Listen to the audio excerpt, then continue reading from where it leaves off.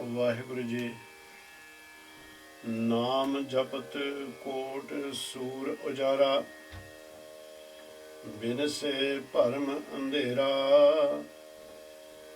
थान थनंतर सबने जाई, जो दिसे सो तेरा। संत संग पावे जे नानक,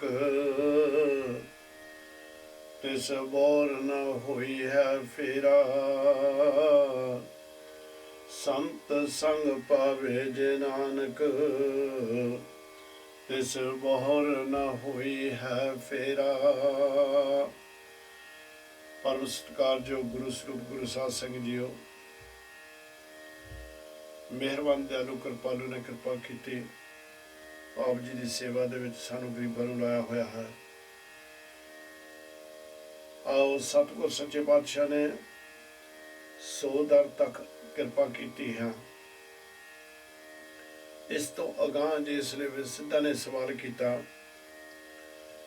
ਆਖਣ ਲੱਗੇ ਵੀ ਤੁਸੀਂ ਨਾਨਕ ਜੀ ਸਾਡਾ ਜਿਹੜਾ ਜੋਗ ਭੇਖ ਹੈ ਇਹਨੂੰ ਧਾਰਨ ਕਰੋ, ਜੋਗੀ ਬਣੋ।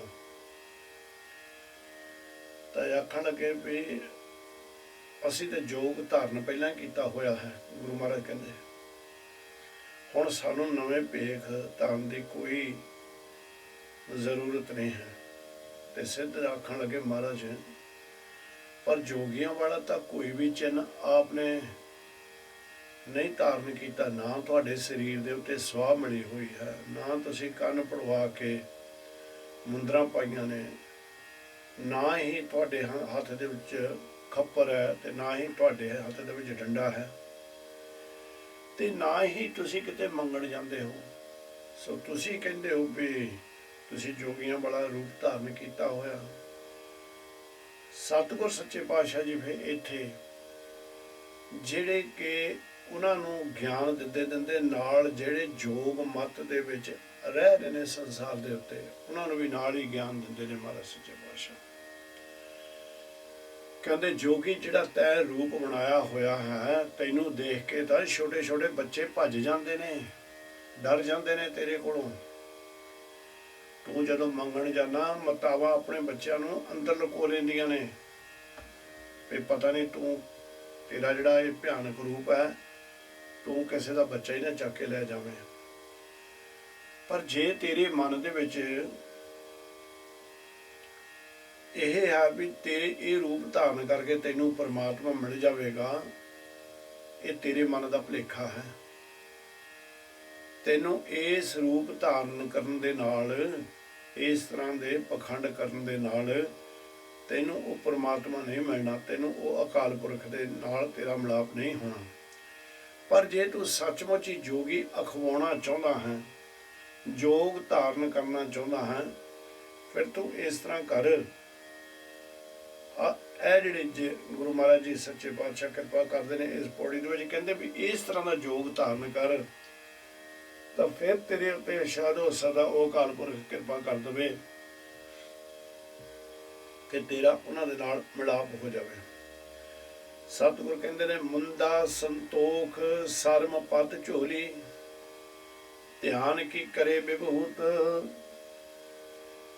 ਕਹਿੰਦੇ ਇਹ ਜਿਹੜੀਆਂ ਤਾਂ ਮੁੰਦਰਾਂ ਪਾਈਆਂ ਹੋਈਆਂ ਨੇ,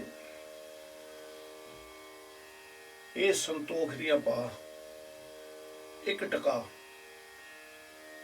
ਜਿਹੜਾ ਕਿ ਮਨ ਤੇਰਾ ਭਟਕਦਾ ਫਿਰਦਾ, ਇਹਨੂੰ ਇੱਕ ਜਗ੍ਹਾ ਤੇ ਟਿਕਾ ਲਾ ਔਰ ਇਹਨੂੰ ਅਡੋਲ ਬਣਾ ਲਾ। ਇਸ ਦੀਆਂ ਕੰਨਾਂ ਦੇ ਵਿੱਚ ਤੇਰੀਆਂ ਮੁੰਦਰਾਂ, ਇਹ ਸੰਤੋਖ ਦੀਆਂ ਇੱਕ ਟਿਕਾ ਦੀਆਂ ਮੁੰਦਰਾਂ ਪਾ ਲਾ। ਤੇ ਸਰਮ ਪਤ, ਤੇ ਸਰਮ ਕਹਿੰਦੇ ਨੇ ਇੱਥੇ ਉਦਮ ਨੂੰ, ਮਿਹਨਤ ਨੂੰ। ਕਹਿੰਦੇ ਵੀ ਜਿਹੜੀ ਉਦਮ ਹੈ, ਜਿਹੜੀ ਸਰਮ ਹੈ, ਇਹ ਮਿਹਨਤ ਕਰ। ਮਿਹਨਤ ਕਰਨ ਤੋਂ ਬਾਅਦ ਮਹਾਰਾਜ ਕਹਿੰਦੇ ਵੀ ਤੂੰ ਜਿਹੜਾ ਆਹ ਖੱਪਰ ਤੇਰੇ ਹੱਥ ਦੇ ਵਿੱਚ ਹੋਇਆ, ਖੱਪਰ, ਇਸ ਖੱਪਰ ਦੀ, ਇਹ ਜਿਹੜਾ ਖੱਪਰ ਹੈ, ਇਸ ਨੂੰ ਧਿਆਨ ਰੂਪੀ ਖੱਪਰ ਬਣਾ, ਝੋਲੀ ਬਣਾ, ਧਿਆਨ ਰੂਪੀ। ਕਹਿੰਦੇ ਫਿਰ ਜਿਹੜੀ ਤੇਰੇ ਸਰੀਰ ਦੇ ਉੱਤੇ ਜਿਹੜੀ ਪੱਤ ਦੀ ਝੋਲੀ ਬਣਾ। ਪੱਤ ਮਹਾਰਾਜ ਸੱਚੇ ਪਾਤਸ਼ਾਹ ਨੇ ਇਸ ਜਗ੍ਹਾ ਦੇ ਉੱਤੇ ਮਾਲਕ ਕਿਰਪਾ ਕਰਦੇ ਨੇ।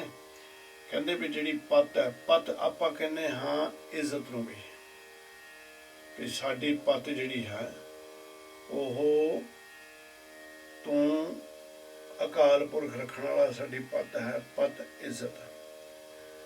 ਕਹਿੰਦੇ ਇਹ ਪੱਤ ਦੀ ਝੋਲੀ ਬਣਾ ਤੇ ਧਿਆਨ ਕੀ ਕਰੇ ਵਿਭੂਤ ਜਿਹੜੀ ਤੇਰੇ ਪਿੰਡੇ ਦੇ ਉੱਤੇ ਸਵਾਹ ਲਵਾਈ ਹੋਈ ਆ ਨਾ, ਮਲੀ ਹੋਈ ਆ ਨਾ। ਕਦੀ ਤੂੰ ਚੁੱਲ੍ਹਿਆਂ ਦੀ ਮਲਦਾ, ਕਦੀ ਤੂੰ ਜਾ ਕੇ ਮਸਾਣਾਂ ਦੇ ਵਿੱਚ ਸਿਵਿਆਂ ਦੇ ਵਿੱਚ ਚਲੇ ਜਾਂਦਾ ਹਾਂ।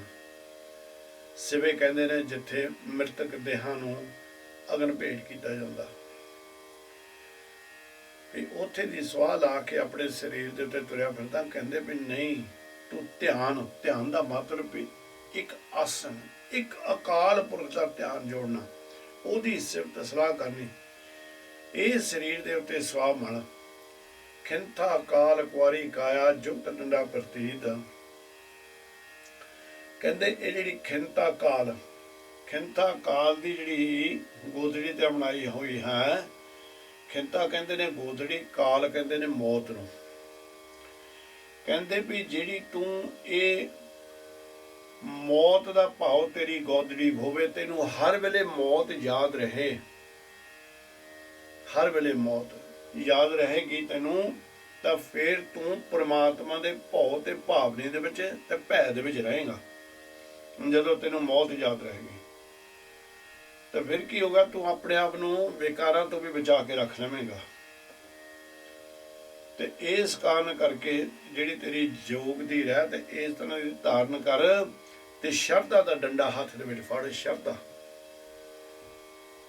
ਭਰੋਸਾ ਰੱਖ ਅਕਾਲ ਪੁਰਖ ਤੇ, ਉਹ ਡੰਡਾ ਹੱਥ ਦੇ ਵਿੱਚ ਰੱਖ। ਜਿਸ ਡੰਡੇ ਦੇ ਨਾਲ ਤੂੰ ਲੋਕਾਂ ਨੂੰ ਡਰਾਉਂਦਾ ਫਿਰਦਾ ਹੈ, ਉਹਦੀ ਸ਼ਰਧਾ ਦਾ ਰੱਖ। ਜਦੋਂ ਤੂੰ ਸ਼ਰਧਾ ਦਾ ਡੰਡਾ ਹੱਥ ਦੇ ਵਿੱਚ ਰੱਖੇਗਾ, ਉਸ ਵੇਲੇ ਫਿਰ ਤੇਰੇ ਅੰਦਰ ਨਿਮਰਤਾ ਆ ਜਾਗੀ। ਤੇਰੇ ਅੰਦਰ ਨਿਮਰਤਾ ਆ ਜਾਏਗੀ। ਤੇ ਡੰਡਾ ਜਿਹੜਾ ਹੈ, ਕਹਿੰਦੇ ਜੁਗਤ ਡੰਡਾ ਪ੍ਰਤੀਤ ਦੀ ਵੀ ਮਹਾਰਾਜ ਸੱਚੇ ਪਾਤਸ਼ਾਹ ਗੱਲ ਕਰਦੇ ਨੇ। ਕਹਿੰਦੇ ਭਰੋਸਾ ਰੱਖੋ ਉਸ ਨਿਰੰਕਾਰ ਦੇ ਉੱਤੇ। ਸੋ ਇਸ ਕਰਕੇ ਮਹਾਰਾਜ ਨੇ ਉਸ ਜੋਗੀ ਨੂੰ ਵੱਖਰੀਆਂ ਚੀਜ਼ਾਂ ਦੇ ਨਾਲ ਗਿਆਨ ਦਿੰਦੇ ਹੋਏ ਨਾਲ ਉਹ ਕਹਿੰਦੇ ਨੇ ਆਈ ਪੰਥੀ ਸਗਲ ਜਮਾਤੀ ਮਨ ਜੀਤੇ ਜਗ ਜਾਈਤਾ। ਇਹ ਜਿਹੜੇ ਜੋਗੀ ਨੇ, ਇਹਨਾਂ ਦੀਆਂ ਮਤਾਂ ਦੇ ਵਿੱਚ ਵੀ ਵੱਖਰੇ ਸ਼੍ਰੇਣੀਆਂ ਨੇ, ਵੱਖਰੇ ਫਿਰਕੇ ਨੇ, ਇਹਨਾਂ ਦੇ ਵੱਖਰੇ ਵਰਣ ਨੇ।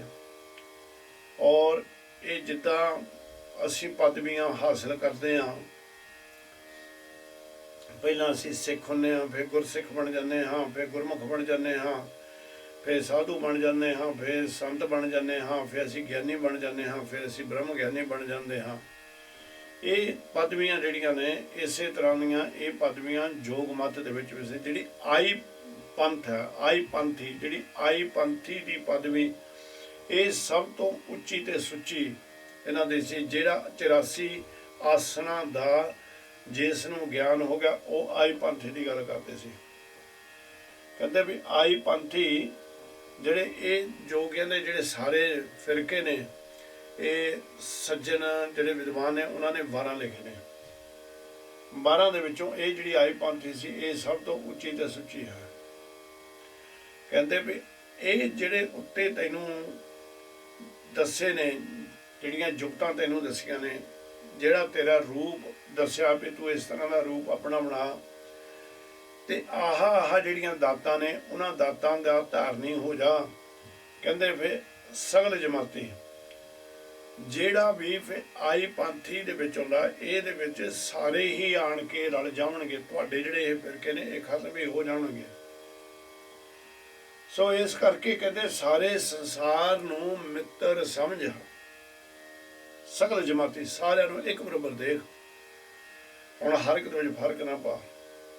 ਤਾਂ ਕਹਿੰਦੇ ਜਦੋਂ ਇਸ ਤਰ੍ਹਾਂ ਦਾ ਤੇਰਾ ਰੂਪ ਬਣ ਗਿਆ ਤੇ ਮਨ ਜੀਤੇ ਜਗ ਜੀਤ। ਕਹਿੰਦੇ ਤੂੰ ਉਸ ਵੇਲੇ ਇਹ ਜਿਹੜਾ ਮਨ ਹੈ, ਜਿਹੜਾ ਭਟਕਦਾ ਫਿਰਦਾ, ਜਿਹੜਾ ਵਿਕਾਰਾਂ ਦੇ ਨਾਲ ਜੁੜਿਆ ਹੋਇਆ ਹੈ, ਜਿਹੜਾ ਕਦੀ ਕਿਸੇ ਪਾਸੇ ਨੂੰ ਕਦੀ ਕਿਸੇ ਪਾਸੇ ਨੂੰ ਲੈ ਕੇ ਤੈਨੂੰ ਤੁਰਿਆ ਜਾਂਦਾ, ਇਸ ਨੂੰ ਤੂੰ ਜਿੱਤ ਰਹੇਗਾ। ਜਦੋਂ ਤੂੰ ਇਸ ਨੂੰ ਜਿੱਤ ਲਿਆ, ਮਨ ਇੱਕ ਟਿਕਾ ਦੇ ਵਿੱਚ ਆ ਗਿਆ, ਉਦਣ ਤੈਨੂੰ ਉਸ ਮਾਰਗ ਦਾ ਗਿਆਨ ਹੋ ਜਾਵੇਗਾ। ਉਸ ਗਿਆਨ ਜਿਨ ਗੁਰ ਪ੍ਰਸਾਦੀ ਮਨ ਜੀਤਿਆ, ਜਗਤ ਨੇ ਜਤਾਨਾ। ਜਿਨ੍ਹਾਂ ਨੇ ਗੁਰੂ ਦੀ ਕਿਰਪਾ ਦੇ ਨਾਲ, ਗੁਰੂ ਦੇ ਸ਼ਬਦ ਨਾਲ, ਗੁਰੂ ਦੀ ਬੰਦਗੀ ਤੇ ਗੁਰੂ ਦੇ ਭਰੋਸੇ ਦੇ ਨਾਲ ਮਨ ਨੂੰ ਜਿੱਤ ਲਿਆ, ਤੇ ਉਹਨਾਂ ਨੇ ਹੀ ਜਗ ਨੂੰ ਜਿੱਤ ਲਿਆ। ਨਾਨਕ ਗਿਆਨੀ ਜਗ ਜੀਤਾ, ਜਗ ਜੀਤਾ ਸਭ ਕੋਏ। ਗੁਰੂ ਨਾਨਕ ਨਿਰੰਕਾਰ ਕਹਿੰਦੇ ਨੇ, ਜਿਹਨੇ ਗਿਆਨ ਦੇ ਵਿੱਚ ਆਪਣੇ ਕਦਮ ਰੱਖ ਲਿਆ, ਗਿਆਨ ਦੇ ਵਿੱਚ ਇਹ ਜੀਵਨ ਨੂੰ ਬਤੀਤ ਕਰਨਾ ਸ਼ੁਰੂ ਕਰ ਦਿੱਤਾ, ਉਹੀ ਹੈ ਜਗ ਨੂੰ ਜਿੱਤ ਲੈਂਦਾ। ਤੇ ਜਿਹਨੇ ਮਨ ਨੂੰ ਜਿੱਤ ਲਿਆ, ਉਹਨੇ ਜਗ ਨੂੰ ਜਿੱਤ ਲਿਆ ਭਾਈ। ਇਸ ਕਰਕੇ ਮਹਾਰਾਜ ਸੱਚੇ ਪਾਤਸ਼ਾਹ ਨੇ ਬੜੇ ਸ਼ਬਦ ਗੁਰਬਾਣੀ ਦੇ ਵਿੱਚ ਉਹ ਉਚਾਰਨ ਕੀਤੇ ਨੇ, ਜਿਨ੍ਹਾਂ ਦੇ ਰਾਹੀਂ ਇਹ ਮਨ ਨੂੰ ਸੰਬੋਧਨ ਕੀਤਾ ਗਿਆ ਹੈ। ਗਾਹਾਂ ਗਾਹਾਂ ਚੱਲ ਕੇ ਆਪਾਂ ਉਹਨਾਂ ਦੇ ਉੱਤੇ ਜ਼ਰੂਰ, ਜੋ ਗੁਰੂ ਜੀ ਆਪਾਂ ਨੂੰ ਮੱਤ ਦੇਣਗੇ, ਉਹਦੇ ਰਾਹੀਂ ਆਪ ਜੀ ਦੀ ਸੇਵਾ ਦੇ ਵਿੱਚ ਜ਼ਰੂਰ ਰੱਖਾਂਗੇ। ਤੇ ਉਸ ਤੋਂ ਬਾਅਦ ਕਹਿੰਦੇ, ਜਿਸ ਵੇਲੇ ਤੂੰ ਇਸ ਮਨ ਨੂੰ ਜਿੱਤ ਲਿਆ ਤੇ ਤੇਰੇ ਅੰਦਰੋਂ ਇੱਕ ਆਵਾਜ਼ ਆਏਗੀ, ਆਦੇਸ਼ ਤਿਸੇ ਆਦੇਸ਼। ਨਮਸਕਾਰ ਨਮਸਕਾਰ ਉਸ ਅਕਾਲ ਪੁਰਖ ਨੂੰ। ਆਦ ਅਨੀਲ ਕਹਿੰਦੇ, ਜਿਹੜਾ ਆਦ ਹੁੰਦਾ ਸ਼ੁਰੂਆਤ, ਅਨੀਲ ਹੁੰਦਾ ਜਿਹੜਾ ਕਿਸੇ ਰੰਗ ਦੇ ਵਿੱਚ ਨਾ ਖੇਡਦਾ ਹੋਵੇ, ਜਿਹੜਾ ਹਰ ਰੰਗ ਤੋਂ ਰਹਿਤ ਹੋਵੇ। ਅਨਾਦ ਜਿਹੜਾ ਜਿਹਦਾ ਕਰਤਾ ਕੋਈ ਨਾ ਹੋਵੇ, ਜਿਹੜਾ ਆਪਣੇ ਆਪ ਤੋਂ ਹੀ ਪੈਦਾ ਹੋਇਆ ਹੋਵੇ, ਆਪਣੇ ਆਪ ਤੋਂ ਹੀ ਬਣਿਆ ਹੋਵੇ। ਜਿਸ ਦੀ ਮਾਂ ਕੋਈ ਨਾ ਹੋਵੇ, ਜਿਸ ਦਾ ਪਿਓ ਕੋਈ ਨਾ ਹੋਵੇ, ਉਸ ਨੂੰ ਅਨਾਦ ਕਿਹਾ ਗਿਆ ਹੈ। ਇੱਥੇ ਮਹਾਰਾਜ ਸੱਚੇ ਪਾਤਸ਼ਾਹ ਨੇ ਅਨਾਹਿਤ, ਅਨਾਹਿਤ ਦਾ ਜਿਹੜਾ ਮਤਲਬ ਮਹਾਰਾਜ ਸੱਚੇ ਪਾਤਸ਼ਾਹ ਜੀ ਕਰਦੇ ਨੇ, ਕਿਰਪਾ ਕਰਕੇ ਸਾਨੂੰ ਦੱਸਦੇ ਨੇ ਕਿ ਜਿਹੜਾ ਕਿ ਜਿਸ ਦਾ ਨਾਸ ਵੀ ਨਹੀਂ ਹੋ ਸਕਦਾ, ਨਾਸ਼ ਰਹਿਤ। ਜਿਹੜਾ ਆਦ ਹੈ, ਜਿਹੜਾ ਅਨਾਦ ਹੈ, ਜਿਹੜਾ ਅਨਾਦ ਹੈ, ਉਹ ਅਕਾਲ ਪੁਰਖ ਸਦਾ ਥਿਰ ਰਹਿਣ ਵਾਲਾ ਤੇ ਜੁਗ ਜੁਗ ਏਕੋ ਵੇਸ। ਕਹਿੰਦੇ ਇਹ ਸਾਰੇ ਯੁੱਗਾਂ ਦੇ ਵਿੱਚ ਇੱਕੋ ਹੀ ਉਹਦਾ ਰੂਪ ਹੈ, ਇੱਕੋ ਹੀ, ਵੱਖਰੇ ਵੱਖਰੇ ਉਹਦੇ ਰੂਪ ਨਹੀਂ ਹਨ। ਤੇ ਇਸ ਕਰਕੇ ਮੈਨੂੰ ਉਸ ਮੇਰੀ ਜਾਂ ਸਾਡੀ ਸਾਰਿਆਂ ਦੀ ਨਿਰੰਕਾਰ ਕਹਿੰਦੇ ਨੇ, ਜੋਗੀ ਸਿੱਧੋ ਸੰਸਾਰੀ ਜੀਵੋ ਨਮਸਕਾਰ ਨਮਸਕਾਰ। ਉਸ ਦੀ ਬੰਦਨਾ ਹੀ ਕਰਨੀ। ਬੰਦਨਾ ਹਰ ਬੰਦਨਾ ਗੁਣ ਗਾਵੋ ਗੋਪਾਲ ਰਾਏ। ਵੱਡੇ ਭਾਗ ਭੇਟੇ ਗੁਰਦੇਵਾ, ਕੋਟ ਪਰਾਧ ਮਿਟੇ ਹਰ ਸੇਵਾ। ਇਹ ਵੀ ਤੁਹਾਡੀ ਬਿਰਤੀ ਬਣ ਜਾਏਗੀ। ਤੇ ਨਿਰੰਕਾਰ ਸੱਚੇ ਪਾਤਸ਼ਾਹ ਕਹਾਂ ਕਿਰਪਾ ਕਰਦੇ, ਕਹਿੰਦੇ ਨੇ, ਭੁਗਤ ਗਿਆਨ ਦਇਆ ਭੰਡਾਰਨ, ਘਟ ਘਟ ਵਾਜੇ ਨਾਦ। ਭੁਗਤ ਗਿਆਨ, ਗਿਆਨ ਰੂਪੀ ਭੋਜਨ ਛਕ। ਭੁਗਤ ਜੋ ਇੱਥੇ ਆਖਿਆ ਹੋਇਆ ਨਿਰੰਕਾਰ ਸੱਚੇ ਪਾਤਸ਼ਾਹ ਨੇ, ਉਹ ਕਹਿੰਦੇ ਜਿਹੜਾ ਤੂੰ ਚੂਰਮਾ ਖਾਨਾ, ਜਾਂ ਜਿਹੜਾ ਤੇਰਾ ਜੋਗੀਆਂ ਦਾ ਭੋਜਨ ਇੱਕ ਬਣਾਇਆ ਹੁੰਦਾ, ਉਹ ਸਭ ਕੁਛ ਨੂੰ ਮਿਲਾ ਕੇ ਇੱਕ ਜਗ੍ਹਾ ਦੇ ਉੱਤੇ ਉਸ ਦੀ ਚੂਰੀ ਕੁੱਟ ਦਿੰਦੇ ਨੇ, ਚੂਰਮਾ। ਕਹਿੰਦੇ ਵੀ ਤੂੰ ਇਹ ਜਿਹੜਾ ਚੂਰਮਾ ਛਕ ਰਿਹਾ ਨਾ, ਇਹ ਕਹਿੰਦੇ ਭੁਗਤ ਗਿਆਨ ਰੂਪੀ ਚੂਰਮਾ ਛਕ। ਦਇਆ ਭੰਡਾਰਨ, ਤੇ ਇਹ ਜਿਹੜੀ ਦਇਆ ਇਹ ਤੇਰੇ ਅੰਦਰ, ਤੇਰੇ ਭੰਡਾਰੇ ਦੇ ਵਿੱਚ ਵਸੀ ਹੋਣੀ ਚਾਹੀਦੀ ਹੈ। ਦਇਆ ਕਰਕੇ ਸ਼ੁਭ ਗੁਣਾਂ ਦੀ ਪ੍ਰਾਪਤੀ ਕਰ, ਲੋਕਾਂ ਨੂੰ ਡਰਾ ਨਾ ਇਹ ਵੇਸ ਬਣਾ ਕੇ। ਘਟ ਘਟ ਵਾਜੇ ਨਾਦ, ਕਹਿੰਦੇ ਇਸ ਤਰ੍ਹਾਂ ਦੇਖ ਇਸ ਸੰਸਾਰ ਨੂੰ ਕਿ ਹਰ ਇੱਕ ਦੇ ਅੰਦਰ ਉਹ ਅਕਾਲ ਪੁਰਖ ਵਸਿਆ ਹੋਇਆ ਹੈ। ਉਹਦੇ ਅੰਦਰ ਹਰ ਇੱਕ ਦੇ ਅੰਦਰ ਉਸ ਅਕਾਲ ਪੁਰਖ ਨਿਰੰਕਾਰ ਦੀ ਜੋਤ ਹੈ। ਉਹਦੀ ਕਿਰਪਾ ਦੇ ਨਾਲ ਇਹ ਸਾਡੇ ਅੰਦਰੋਂ ਨਾਦ ਜਿਹੜੇ ਨੇ, ਆਵਾਜ਼ਾਂ ਜਿਹੜੀਆਂ ਨੇ, ਉਹ ਨਿਕਲ ਰਹੀਆਂ ਨੇ। ਜਿਸ ਨੇ ਕਹਿੰਦੇ ਤੂੰ ਇਸ ਤਰ੍ਹਾਂ ਉਹਨੂੰ ਦੇਖੇਗਾ ਤਾਂ ਫਿਰ ਤੇਰੇ ਅੰਦਰੋਂ ਇਹ ਆਵਾਜ਼ ਆਏਗੀ, ਆਪ ਨਾਥ ਨਾਥੀ ਸਭ ਜਾ ਕੇ ਰਿੱਧ ਸਿੱਧ ਅਵਰਾ ਸਾਧ। ਕਹਿੰਦੇ ਉਹੀ ਨਾਥਾਂ ਦਾ ਨਾਥ ਹੈ, ਉਹ ਅਕਾਲ ਪੁਰਖ ਨਾਥਾਂ ਦਾ ਨਾਥ ਹੈ। ਤੇ ਜਿਹੜੇ ਸੰਸਾਰ ਦੇ ਨਾਥ ਹਨ, ਉਹਨਾਂ ਸਾਰਿਆਂ ਦੇ ਨੂੰ ਸਤਿਗੁਰ ਸੱਚੇ ਪਾਤਸ਼ਾਹ ਨੇ ਆਪਣੇ ਹੁਕਮ ਦੇ ਵਿੱਚ ਬੰਨਿਆ ਹੋਇਆ ਹੈ। ਆਪਣੇ ਹੁਕਮ ਦੇ ਵਿੱਚ ਰਿੱਧੀਆਂ ਸਿੱਧੀਆਂ ਵੀ ਜਿਹੜੀਆਂ ਨੇ ਉਹ ਵੀ ਕਿਰਪਾ ਦੇ ਨਾਲ ਹੀ ਪ੍ਰਾਪਤ ਹੁੰਦੀਆਂ ਨੇ। ਅਵਰਾ ਸਾਧ ਕਹਿੰਦੇ ਵੀ ਜਿਹੜੀਆਂ ਇਹ ਰਿੱਧੀਆਂ ਸਿੱਧੀਆਂ ਉਹਦੀ ਕਿਰਪਾ ਦੇ ਨਾਲ ਪ੍ਰਾਪਤ ਹੁੰਦੀਆਂ ਨੇ।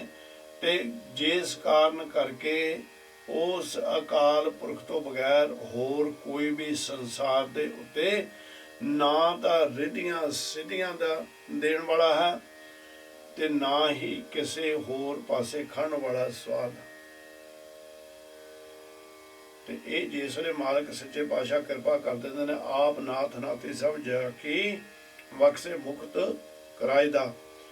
ਕਹਿੰਦੇ ਫਿਰ ਉਹ ਜਿਹੜੇ ਨਾਥ ਹੁੰਦੇ ਨੇ ਜਿਨ੍ਹਾਂ ਦੇ ਨੱਕ ਦੇ ਵਿੱਚ ਉਹਨੇ ਆਪਣੀ ਨਕੇਲ ਪਾਈ ਹੁੰਦੀ, ਹੁਕਮ ਰੂਪੀ ਨਕੇਲ ਪਾਈ ਹੁੰਦੀ ਆ, ਫਿਰ ਨਿਰੰਕਾਰ ਸੱਚੇ ਪਾਤਸ਼ਾਹ ਜੀ ਉਹ ਜੀਵ ਦੇ ਉੱਤੇ ਕਿਰਪਾ ਕਰਦੇ ਨੇ, ਉਹਨੂੰ ਸਾਰੇ ਰਾਸਤਿਆਂ ਤੋਂ ਰੋਕ ਲੈਂਦੇ ਨੇ। ਬਸ ਉਹਦਾ ਹੁਕਮ ਦਾ ਹੀ ਜਿਹੜਾ ਸਤਿਗੁਰ ਸੱਚੇ ਪਾਤਸ਼ਾਹ ਜੀ ਸਾਧ ਉਸ ਹੁਕਮ ਦੇ ਵਿੱਚ ਹੀ ਉਸ ਜੀਵ ਨੂੰ ਚਲਾ ਰਹੇ ਹੁੰਦੇ ਨੇ, ਜਿਨ੍ਹਾਂ ਦੇ ਉੱਤੇ ਗੁਰੂ ਆਪ ਕਿਰਪਾ ਕਰ ਦਿੰਦੇ ਨੇ। ਸੰਜੋਗ ਵਿਜੋਗ ਦੋਇ ਕਾਰ ਚਲਾਵੈ, ਲੇਖੇ ਆਵੈ ਭਾਗ।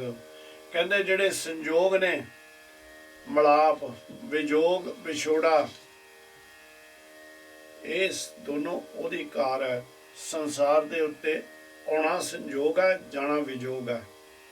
ਕਹਿੰਦੇ ਸੰਸਾਰ ਦੇ ਉੱਤੇ ਸੰਜੋਗੀ ਬਣ ਕੇ ਆਉਂਦੇ ਨੇ, ਵਿਜੋਗੀ ਬਣ ਕੇ ਉੱਠ ਜਾਂਦੇ ਨੇ, ਇਕੱਲੇ ਆਉਂਦੇ ਨੇ ਤੇ ਇਕੱਲੇ ਹੀ ਜਾਂਦੇ ਨੇ, ਸੰਜੋਗ ਇੱਥੇ ਆਣ ਕੇ ਬਣਦੇ ਨੇ। ਤਾਂ ਇਹ ਕਹਿੰਦੇ ਦੋਨਾਂ ਦੇ ਰਾਹੀਂ ਇਹ ਸੰਸਾਰ ਦੀ ਕਾਰ ਚੱਲ ਰਹੀ ਹੈ। ਲੇਖੇ ਆਵੇ ਭਾਗ, ਤੇ ਮੱਥੇ ਦੇ ਉੱਤੇ ਜਿਹੜੇ ਲੇਖ ਲਿਖਾ ਕੇ ਸੰਸਾਰ ਤੇ ਜੀਵਾਂ ਦਾ, ਉਹੀ ਇੱਥੇ ਸਭ ਕੁਝ ਸਾਨੂੰ ਪ੍ਰਾਪਤ ਹੁੰਦਾ। ਤੇ ਉਹ ਜਿਹੜੇ ਲਿਖੇ ਹੋਏ ਲੇਖ ਨੇ, ਭਾਗ ਨੇ, ਜਿਹੜੇ ਉਹਨੂੰ ਮਿਟਾ ਵੀ ਕੋਈ ਨਹੀਂ ਸਕਦਾ, ਉਹਨਾਂ ਭਾਗਾਂ ਦੇ ਰਾਹੀਂ ਸਾਨੂੰ ਇੱਥੇ ਦਾਤਾਂ ਨਸੀਬ ਹੁੰਦੀਆਂ ਨੇ। ਆਦੇਸ਼ ਤੇ ਸੇ ਆਦੇਸ਼ ਉਸ ਅਕਾਲ ਪੁਰਖ ਨਿਰੰਕਾਰ ਪਰਮਾਤਮਾ ਨੂੰ ਨਮਸਕਾਰ ਨਮਸਕਾਰ ਨਮਸਕਾਰ। ਆਦ ਅਨੀਲ ਅਨਾਦ ਅਨਾਹਤ ਜੁਗ ਜੁਗ ਏਕੋ ਵੇਸ। ਉਹ ਸਾਰਿਆਂ ਦਾ ਆਦ ਰੂਪ ਹੈ, ਅਨੀਲ ਹੈ, ਕਿਸੇ ਰੰਗ ਦੇ ਵਿੱਚ ਨਹੀਂ ਹੈ, ਰੰਗ ਰਹਿਤ ਹੈ, ਨਾਦੀ ਬਿੰਦੀ ਤੋਂ ਵੀ ਰਹਿਤ ਹੈ, ਅਨਾਦ ਹਰ ਬੰਦੇ ਦੇ ਵਿੱਚ ਰਹਿ ਰਿਹਾ, ਜੁਗਾਂ ਜੁਗਾਂ ਵਿੱਚ ਉਸ ਦਾ ਇੱਕੋ ਹੀ ਵੇਸ ਵਰਤਦਾ ਹੈ। ਉਸ ਨੂੰ ਮੇਰੀ ਨਮਸਕਾਰ ਨਮਸਕਾਰ ਨਮਸਕਾਰ। ਹੁਣ ਸਤਿਗੁਰ ਸੱਚੇ ਪਾਤਸ਼ਾਹ ਜੀ ਕਿਰਪਾ ਕਰਦੇ ਨੇ। ਉਹ ਪਹਿਲਾ ਜਿਹੜਾ ਮਾਲ ਜਦੋਂ ਸਤਿਗੁਰਾਂ ਨੇ ਆਪਾਂ ਜਦੋਂ ਜਪਜੀ ਸਾਹਿਬ ਦੀ ਕਥਾ ਸ਼ੁਰੂ ਕੀਤੀ, ਉਦੋਂ ਆਇਆ ਨਾ ਵੀ ਤੁਸੀਂ ਕਿਹੜੇ ਮੰਤਰ ਦਾ ਜਾਪ ਕਰਦੇ ਹੋ। ਉੱਥੇ ਉਹਨਾਂ ਨੇ ਕਿਹਾ ਵੀ ਅਸੀਂ ਓਮ ਦਾ ਜਾਪ ਕਰਦੇ ਹਾਂ, ਓਮ ਦਾ, ਤੇ ਉਹਦੇ ਵਿੱਚ 3 ਦੇਵਤੇ ਨੇ। ਹੁਣ ਇੱਥੇ ਮਾਲਕ ਸੱਚੇ ਪਾਤਸ਼ਾਹ ਜੀ ਤਿੰਨਾਂ ਦੇਵਤਿਆਂ ਦਾ ਉਹਨਾਂ ਨੂੰ ਗਿਆਨ ਦਿੰਦੇ ਨੇ ਸਿੱਧਾਂ ਨੂੰ। ਪਰ ਬਾਣੀ ਇਹ ਨਾ ਸਮਝ ਬੈਠਣਾ ਆਪਾਂ ਵੀ ਇਹ ਸਿੱਧਾਂ ਵਾਸਤੇ, ਇਕੱਲਿਆਂ ਵਾਸਤੇ ਹੈ।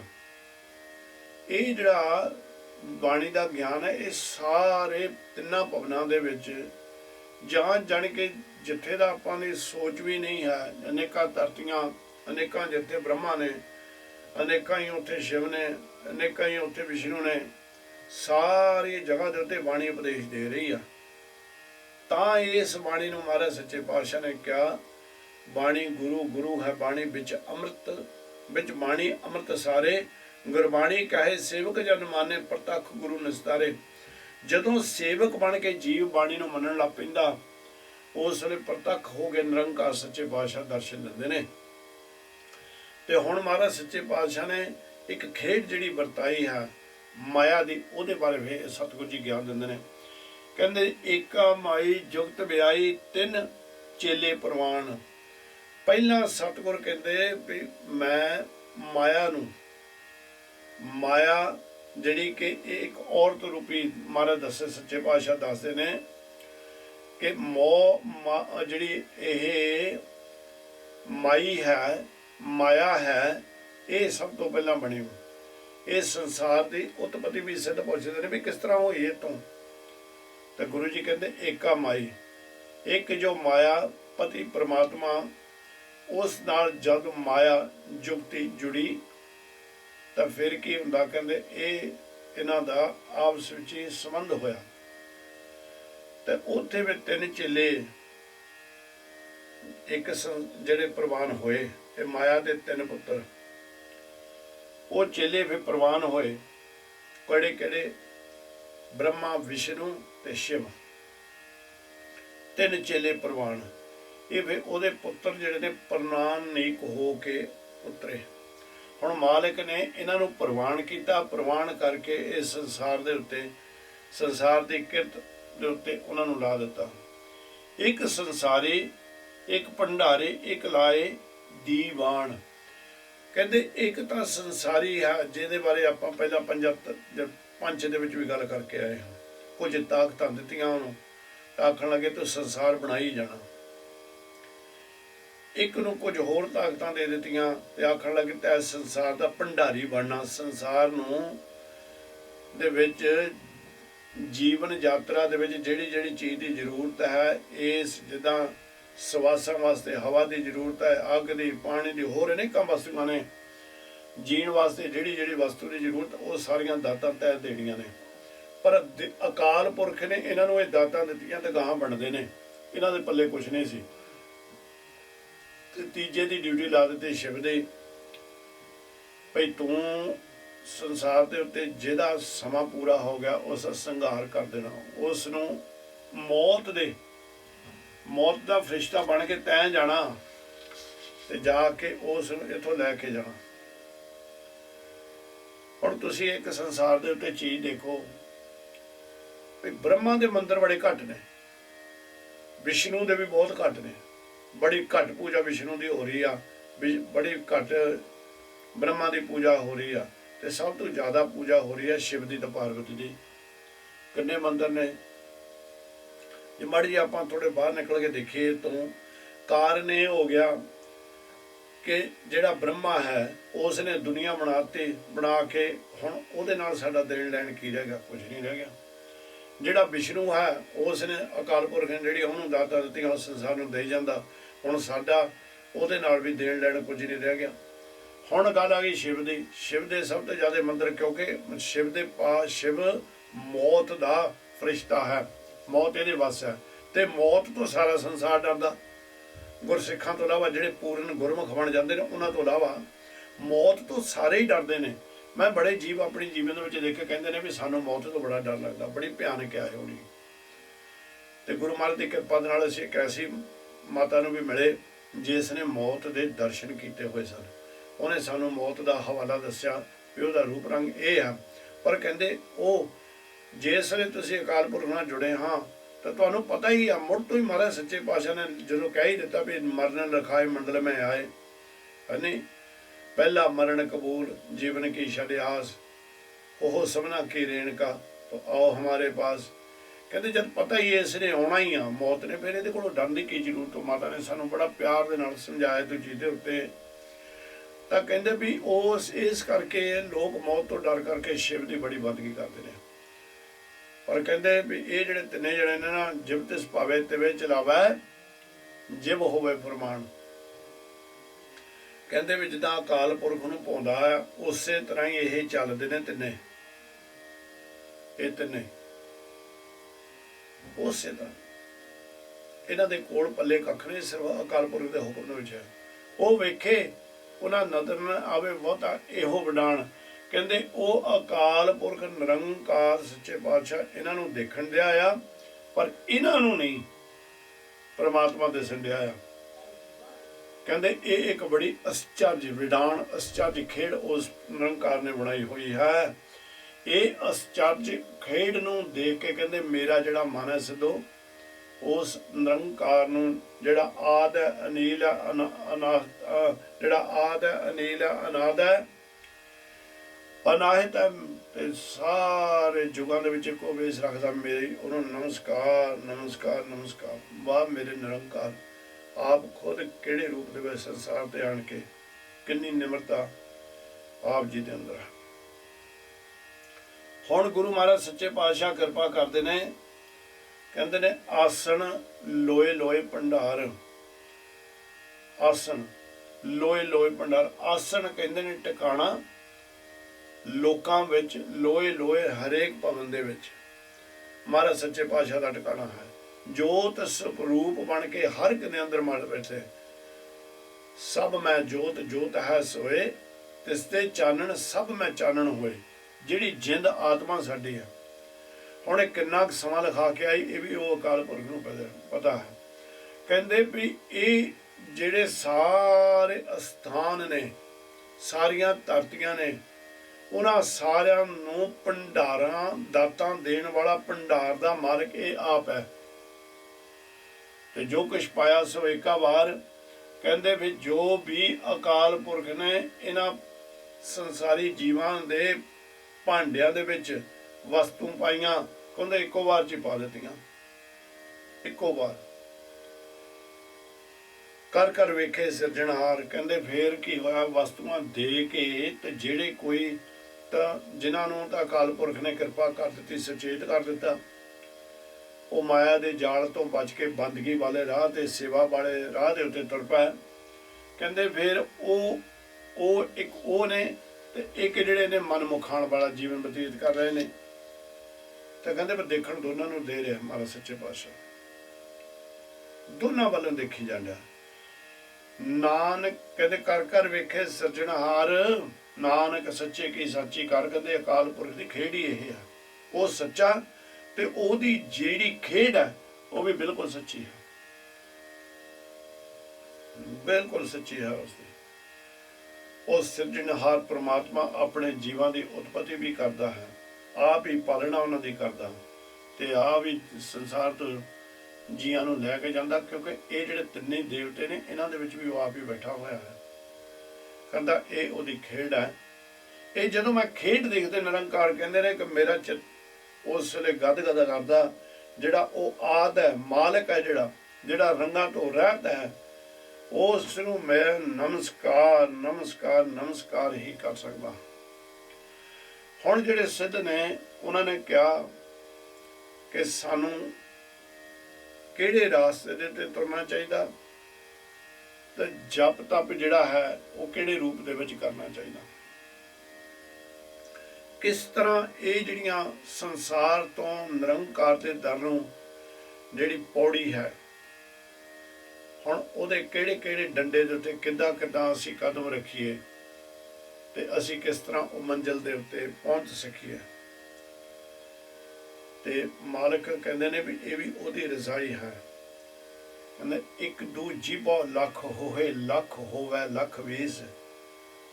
ਸੰਸਾਰ ਦੇ ਉੱਤੇ ਅਕਾਲ ਪੁਰਖ ਨੇ ਇੱਕ ਜੀਭ ਬਣਾਈ, ਇੱਕੋ ਜੀਭ। ਪਰ ਜਿਹੜੇ ਵੀ ਬੰਦਗੀ ਵਾਲੇ ਨੇ ਨਾ, ਸਤਿਗੁਰ ਸੱਚੇ ਪਾਤਸ਼ਾਹ ਜੀ ਸੰਸਾਰ ਨੂੰ ਗਿਆਨ ਦਿੰਦੇ, ਜਿਹੜੇ ਬੰਦਗੀ ਵਾਲੇ ਨੇ ਉਹ ਫਿਰ ਇਹ ਕਹਿੰਦੇ ਨਾ ਵੀ ਜਿਹੜਾ ਰਸ ਸਾਨੂੰ ਅੰਦਰੋਂ ਆਉਣਾ ਸ਼ੁਰੂ ਹੋ ਗਿਆ, ਜਿਹੜੀ ਕਿਰਪਾ ਅੰਦਰੋਂ ਹੋਣੀ ਸ਼ੁਰੂ ਹੋ ਗਈ, ਹੁਣ ਇੱਕ ਜੀਵ ਦੇ ਨਾਲ ਬਿਆਨ ਨਹੀਂ ਕੀਤੀ ਜਾਂਦੇ। ਸਤਿਗੁਰੂ ਨੂੰ ਕਹਿੰਦੇ ਨੇ ਵੀ ਇੱਕ ਤੋਂ ਦੋ ਬਣਾ ਦਿਓ, ਦੋ ਤੋਂ ਲੱਖਾਂ ਬਣਾ ਦਿਓ, ਤੇ ਫਿਰ ਉਹ ਲੱਖ ਜੀਵ ਜਿਹੜੀ ਉਹਦੀਆਂ ਵੀ 20 ਲੱਖਾਂ ਬਣਾ ਦਿਓ। ਜਿਸ ਨੇ ਕਹਿੰਦੇ ਇੰਨੀਆਂ ਜੀਭਾਂ ਤੁਸੀਂ ਮੇਰੇ ਸਰੀਰ ਦੇ ਉੱਤੇ ਲਾ ਦੇਵੋਗੇ, ਇੰਨੀਆਂ ਜੀਭਾਂ ਦੀ ਅਰਦਾਸ ਗੁਰਮੁਖ ਪਿਆਰਾ ਕਰਦਾ। ਕਹਿੰਦੇ ਫਿਰ ਲੱਖ ਲੱਖ ਗੇੜਾ ਆਖੀਏ ਏਕ ਨਾਮ ਜਗਦੀਸ਼ ਸਿੱਧੋ। ਫਿਰ ਇੱਕ ਇੱਕ ਜੀਵ ਜਿਹੜੀ ਬੇਅੰਤ ਅੱਖਰਾਂ ਦੇ ਵਿੱਚ ਆ ਗਈ ਹੈ, ਲੱਖਾਂ ਦੇ ਵਿੱਚ ਗਿਣਤੀ ਦੇ ਵਿੱਚ ਆ ਗਈ ਹੈ, ਇੱਕ ਇੱਕ ਜੀਵ 20 ਲੱਖ ਬਣ ਗਈ ਹੈ। ਕਹਿੰਦੇ ਉਹ ਲੱਖ ਲੱਖ ਵਾਰ ਗੇੜਾ ਦੇਣ, ਲੱਖ ਲੱਖ ਵਾਰ ਉਹ ਅਕਾਲ ਪੁਰਖ ਪਰਮਾਤਮਾ ਦਾ ਇੱਕੋ ਨਾਮ ਜਪਣ। ਜੇ ਭਾਏ ਹੋਏ ਲੱਖ ਕੋਟੀ ਕੋਟ ਤੇ ਆਵੇਗੋ। ਕਹਿੰਦੇ ਕਰੋੜਾਂ ਵਾਰੀ ਵੀ ਉਹਦਾ ਨਾਮ ਇੱਕ ਇੱਕ ਜੀਵ ਜਪਣ ਲੱਗ ਪਏ, ਕੱਲਾ ਕੱਲਾ ਰੋਮ ਤੁਹਾਡੀ ਰਸਨਾ ਬਣ ਜਾਵੇ। ਮੈਨੂੰ ਇੱਕ ਬੜੀ ਪੁਰਾਣੀ ਸਾਖੀ ਚੇਤੇ ਆਈ, ਇਹ ਮੈਂ ਵੈਸੇ ਇਹ ਸੁਣੀ ਹੋਈ ਸਾਖੀ ਹੈ। ਮੈਂ ਜਿੱਦਾਂ ਪਹਿਲਾਂ ਬੇਨਤੀ ਕੀਤੀ ਸੀ, ਸਭ ਕੁਛ ਮੇਰੇ ਪੱਲੇ ਨਹੀਂ ਹੈ, ਮੈਂ ਤਾਂ ਬਹੁਤ ਅਣਜਾਣ ਹਾਂ, ਤੁਹਾਡੀ ਸੇਵਾ ਕਰਨ ਦਾ ਚਾਅ ਹੀ ਹੈ। ਪਰ ਇਹ ਸਾਖੀ ਦੇ ਵਿੱਚ ਸਾਖੀਦਾਰ ਨੇ ਇਹ ਸਾਖੀ ਸੁਣਾਈ, ਇਹ ਹਜ਼ੂਰ ਸਾਹਿਬ ਦੀ ਗੱਲ ਹੈ। ਤੇ ਉੱਥੇ ਕਥਾਵਾਚਕ ਸੀ, ਉਸਨੇ ਗੱਲ ਸੁਣਾਈ। ਕਹਿੰਦੇ ਵੀ ਇੱਕ ਭਾਈ ਪਿਰਥੂ ਜੀ ਹੋਏ ਨੇ, ਜਿਨ੍ਹਾਂ ਨੇ ਇਸ ਸ਼ਬਦ ਨੂੰ ਸਿੱਧ ਕੀਤਾ। ਉਹ ਬੰਦਗੀ ਦੇ ਵਿੱਚ ਬਹੁਤ ਬੰਦਗੀ ਦੇ ਵਿੱਚ ਰੰਗੇ ਹੋਏ ਸਨ। ਤਾਂ ਉਹਨਾਂ ਨੇ ਪਰਮਾਤਮਾ ਦੇ ਅੱਗੇ ਫਰਿਆਦ ਕੀਤੀ ਵੀ ਤੁਸੀਂ ਮਹਾਰਾਜ ਮੇਰੀ ਜਿਹੜੀ ਇੱਕ ਜੀਭ ਲਾਈ ਆ, ਉਹਦੇ ਨਾਲ ਜੋ ਕੁਛ ਤੁਸੀਂ ਮੇਰੇ ਉੱਤੇ ਕਿਰਪਾ ਕੀਤੀ, ਬਖਸ਼ ਕੀਤਾ, ਮੈਂ ਤੁਹਾਡਾ ਸਿਮਰਨ ਤੁਹਾਡਾ ਧੰਨਵਾਦ। ਸਿਮਰਨ ਧੰਨਵਾਦ ਹੀ ਆ, ਉਸ ਨੂੰ ਹਰ ਵੇਲੇ ਯਾਦ ਰੱਖਣਾ, ਉਹਦੀਆਂ ਦਾਤਾਂ ਨੂੰ ਯਾਦ ਰੱਖਣਾ, ਦਾਤਾਂ ਦਾ ਸ਼ੁਕਰਾਨਾ ਕਰਨਾ। ਆਖਣ ਲੱਗੇ ਵੀ ਹੋ ਨਹੀਂ ਰਿਹਾ ਮੇਰੇ ਕੋਲੋਂ, ਹੁਣ ਮੇਰੇ ਤੇ ਕਿਰਪਾ ਕਰੋ, ਮੇਰੀਆਂ ਇੱਕ ਜੀਭ ਤੋਂ ਦੋ ਬਣਾ ਦਿਓ, ਦੋ ਦੇ ਉੱਤੋਂ ਇਹਨਾਂ ਨੂੰ ਲੱਖਾਂ ਬਣਾ ਦਿਓ, ਲੱਖਾਂ ਨੂੰ ਫਿਰ 20-20 ਲੱਖ ਬਣਾ ਦਿਓ, ਕਿ ਮੇਰਾ ਰੋਮ ਰੋਮ ਜੀਭ ਬਣ ਕੇ ਆਪ ਜੀ ਦੀ ਵਡਿਆਈ ਕਰੇ। ਫਿਰ ਵੀ ਸ਼ਾਇਦ ਉਹ ਵੀ ਘੱਟ ਹੀ ਹੋਵੇ। ਕਹਿੰਦੇ ਵੀ ਉਹ ਭਾਈ ਪਿਰਥੂ ਦਾ ਰੋਮ ਰੋਮ ਜੀਭ ਬਣ ਗਿਆ ਸੀ। ਤਾਂ ਕਹਿੰਦੇ ਫਿਰ ਉਸ ਨੇ ਉਹ ਅਕਾਲ ਪੁਰਖ ਦੀ ਬੰਦਗੀ ਰੱਜ ਕੇ ਕੀਤੀ। ਤੇ ਜਦੋਂ ਇਹ ਮਹਾਰਾਜ ਸੱਚੇ ਪਾਤਸ਼ਾਹ ਨੇ ਇਹ ਵਚਨ ਆਖੇ, ਕਹਿੰਦੇ ਇਹ ਤੁਰਾਹੇ ਪਤ ਪਬੜੀਆਂ ਚੜ੍ਹਿਆ ਹੋਇਆ ਕੀਸ, ਕਹਿੰਦੇ ਵੀ ਇਸ ਤਰ੍ਹਾਂ ਸਿਮਰਨ ਕਰਨ ਦੇ ਨਾਲ, ਇਸ ਤਰ੍ਹਾਂ ਮਨ ਨੂੰ ਕਾਬੂ ਕਰਨ ਦੇ ਨਾਲ, ਇਸ ਤਰ੍ਹਾਂ ਉਹ ਪ੍ਰਮਾਤਮਾ ਦੀ ਸਿਫਤ ਸਲਾਹ ਕਰਨ ਦੇ ਨਾਲ, ਇਹ ਜਿਹੜੀਆਂ ਪਰਮਾਰਥ ਤੋਂ ਲੈ ਕੇ ਅਕਾਲ ਪੁਰਖ ਦੇ ਦਰ ਤੱਕ ਪੌੜੀਆਂ ਨੇ, ਉਹ ਤੁਸੀਂ ਕੱਲੀ ਕੱਲੀ ਚੜ੍ਹ ਸਕਦੇ ਹੋ। ਗੁਰਬਾਣੀ ਕੀ ਹੈ? ਗੁਰਬਾਣੀ ਵੀ ਸਾਡੇ ਪੌੜੀ ਰੂਪ ਹੈ।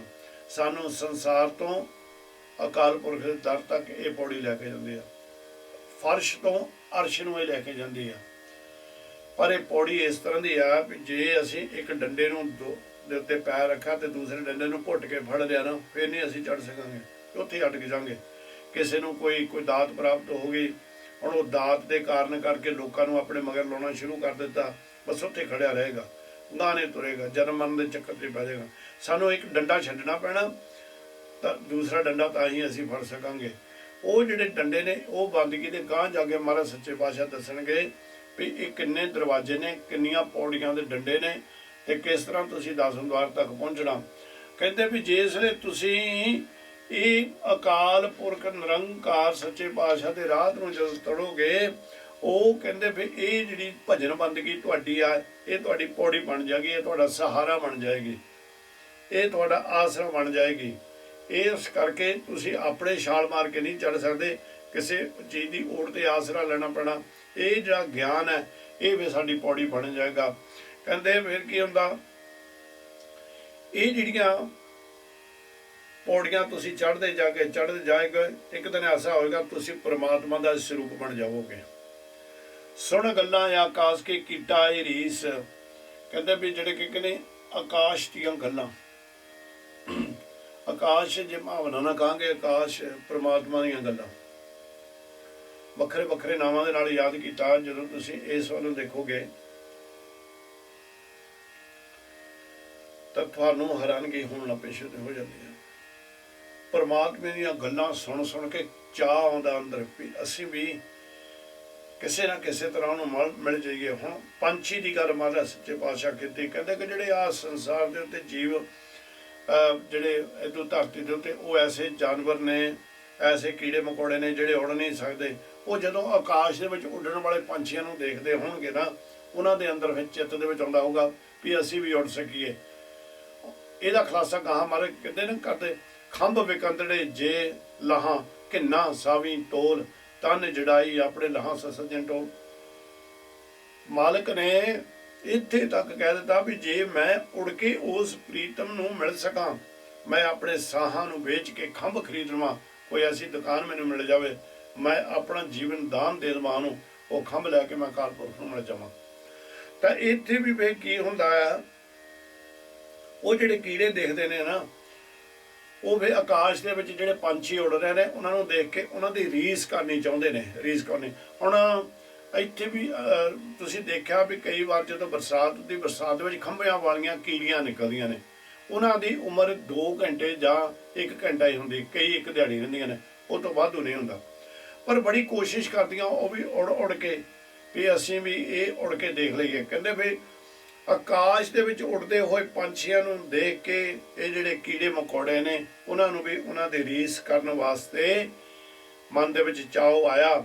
ਨਾਨਕ ਨਦਰੀ ਪਾਈਏ ਕੂੜੀ ਕੂੜੇ ਢੀਸ, ਕਹਿੰਦੇ ਨਿਰੰਕਾਰ ਸੱਚੇ ਪਾਤਸ਼ਾਹ ਦੀ ਨਜ਼ਰ ਜਿਹਦੇ ਉੱਤੇ ਪੈ ਗਈ, ਉਸ ਨੂੰ ਉੱਠਣ ਦੀ, ਉਸ ਨੂੰ ਉੜਨ ਦੀ ਵੀ ਜ਼ਰੂਰਤ ਨਹੀਂ।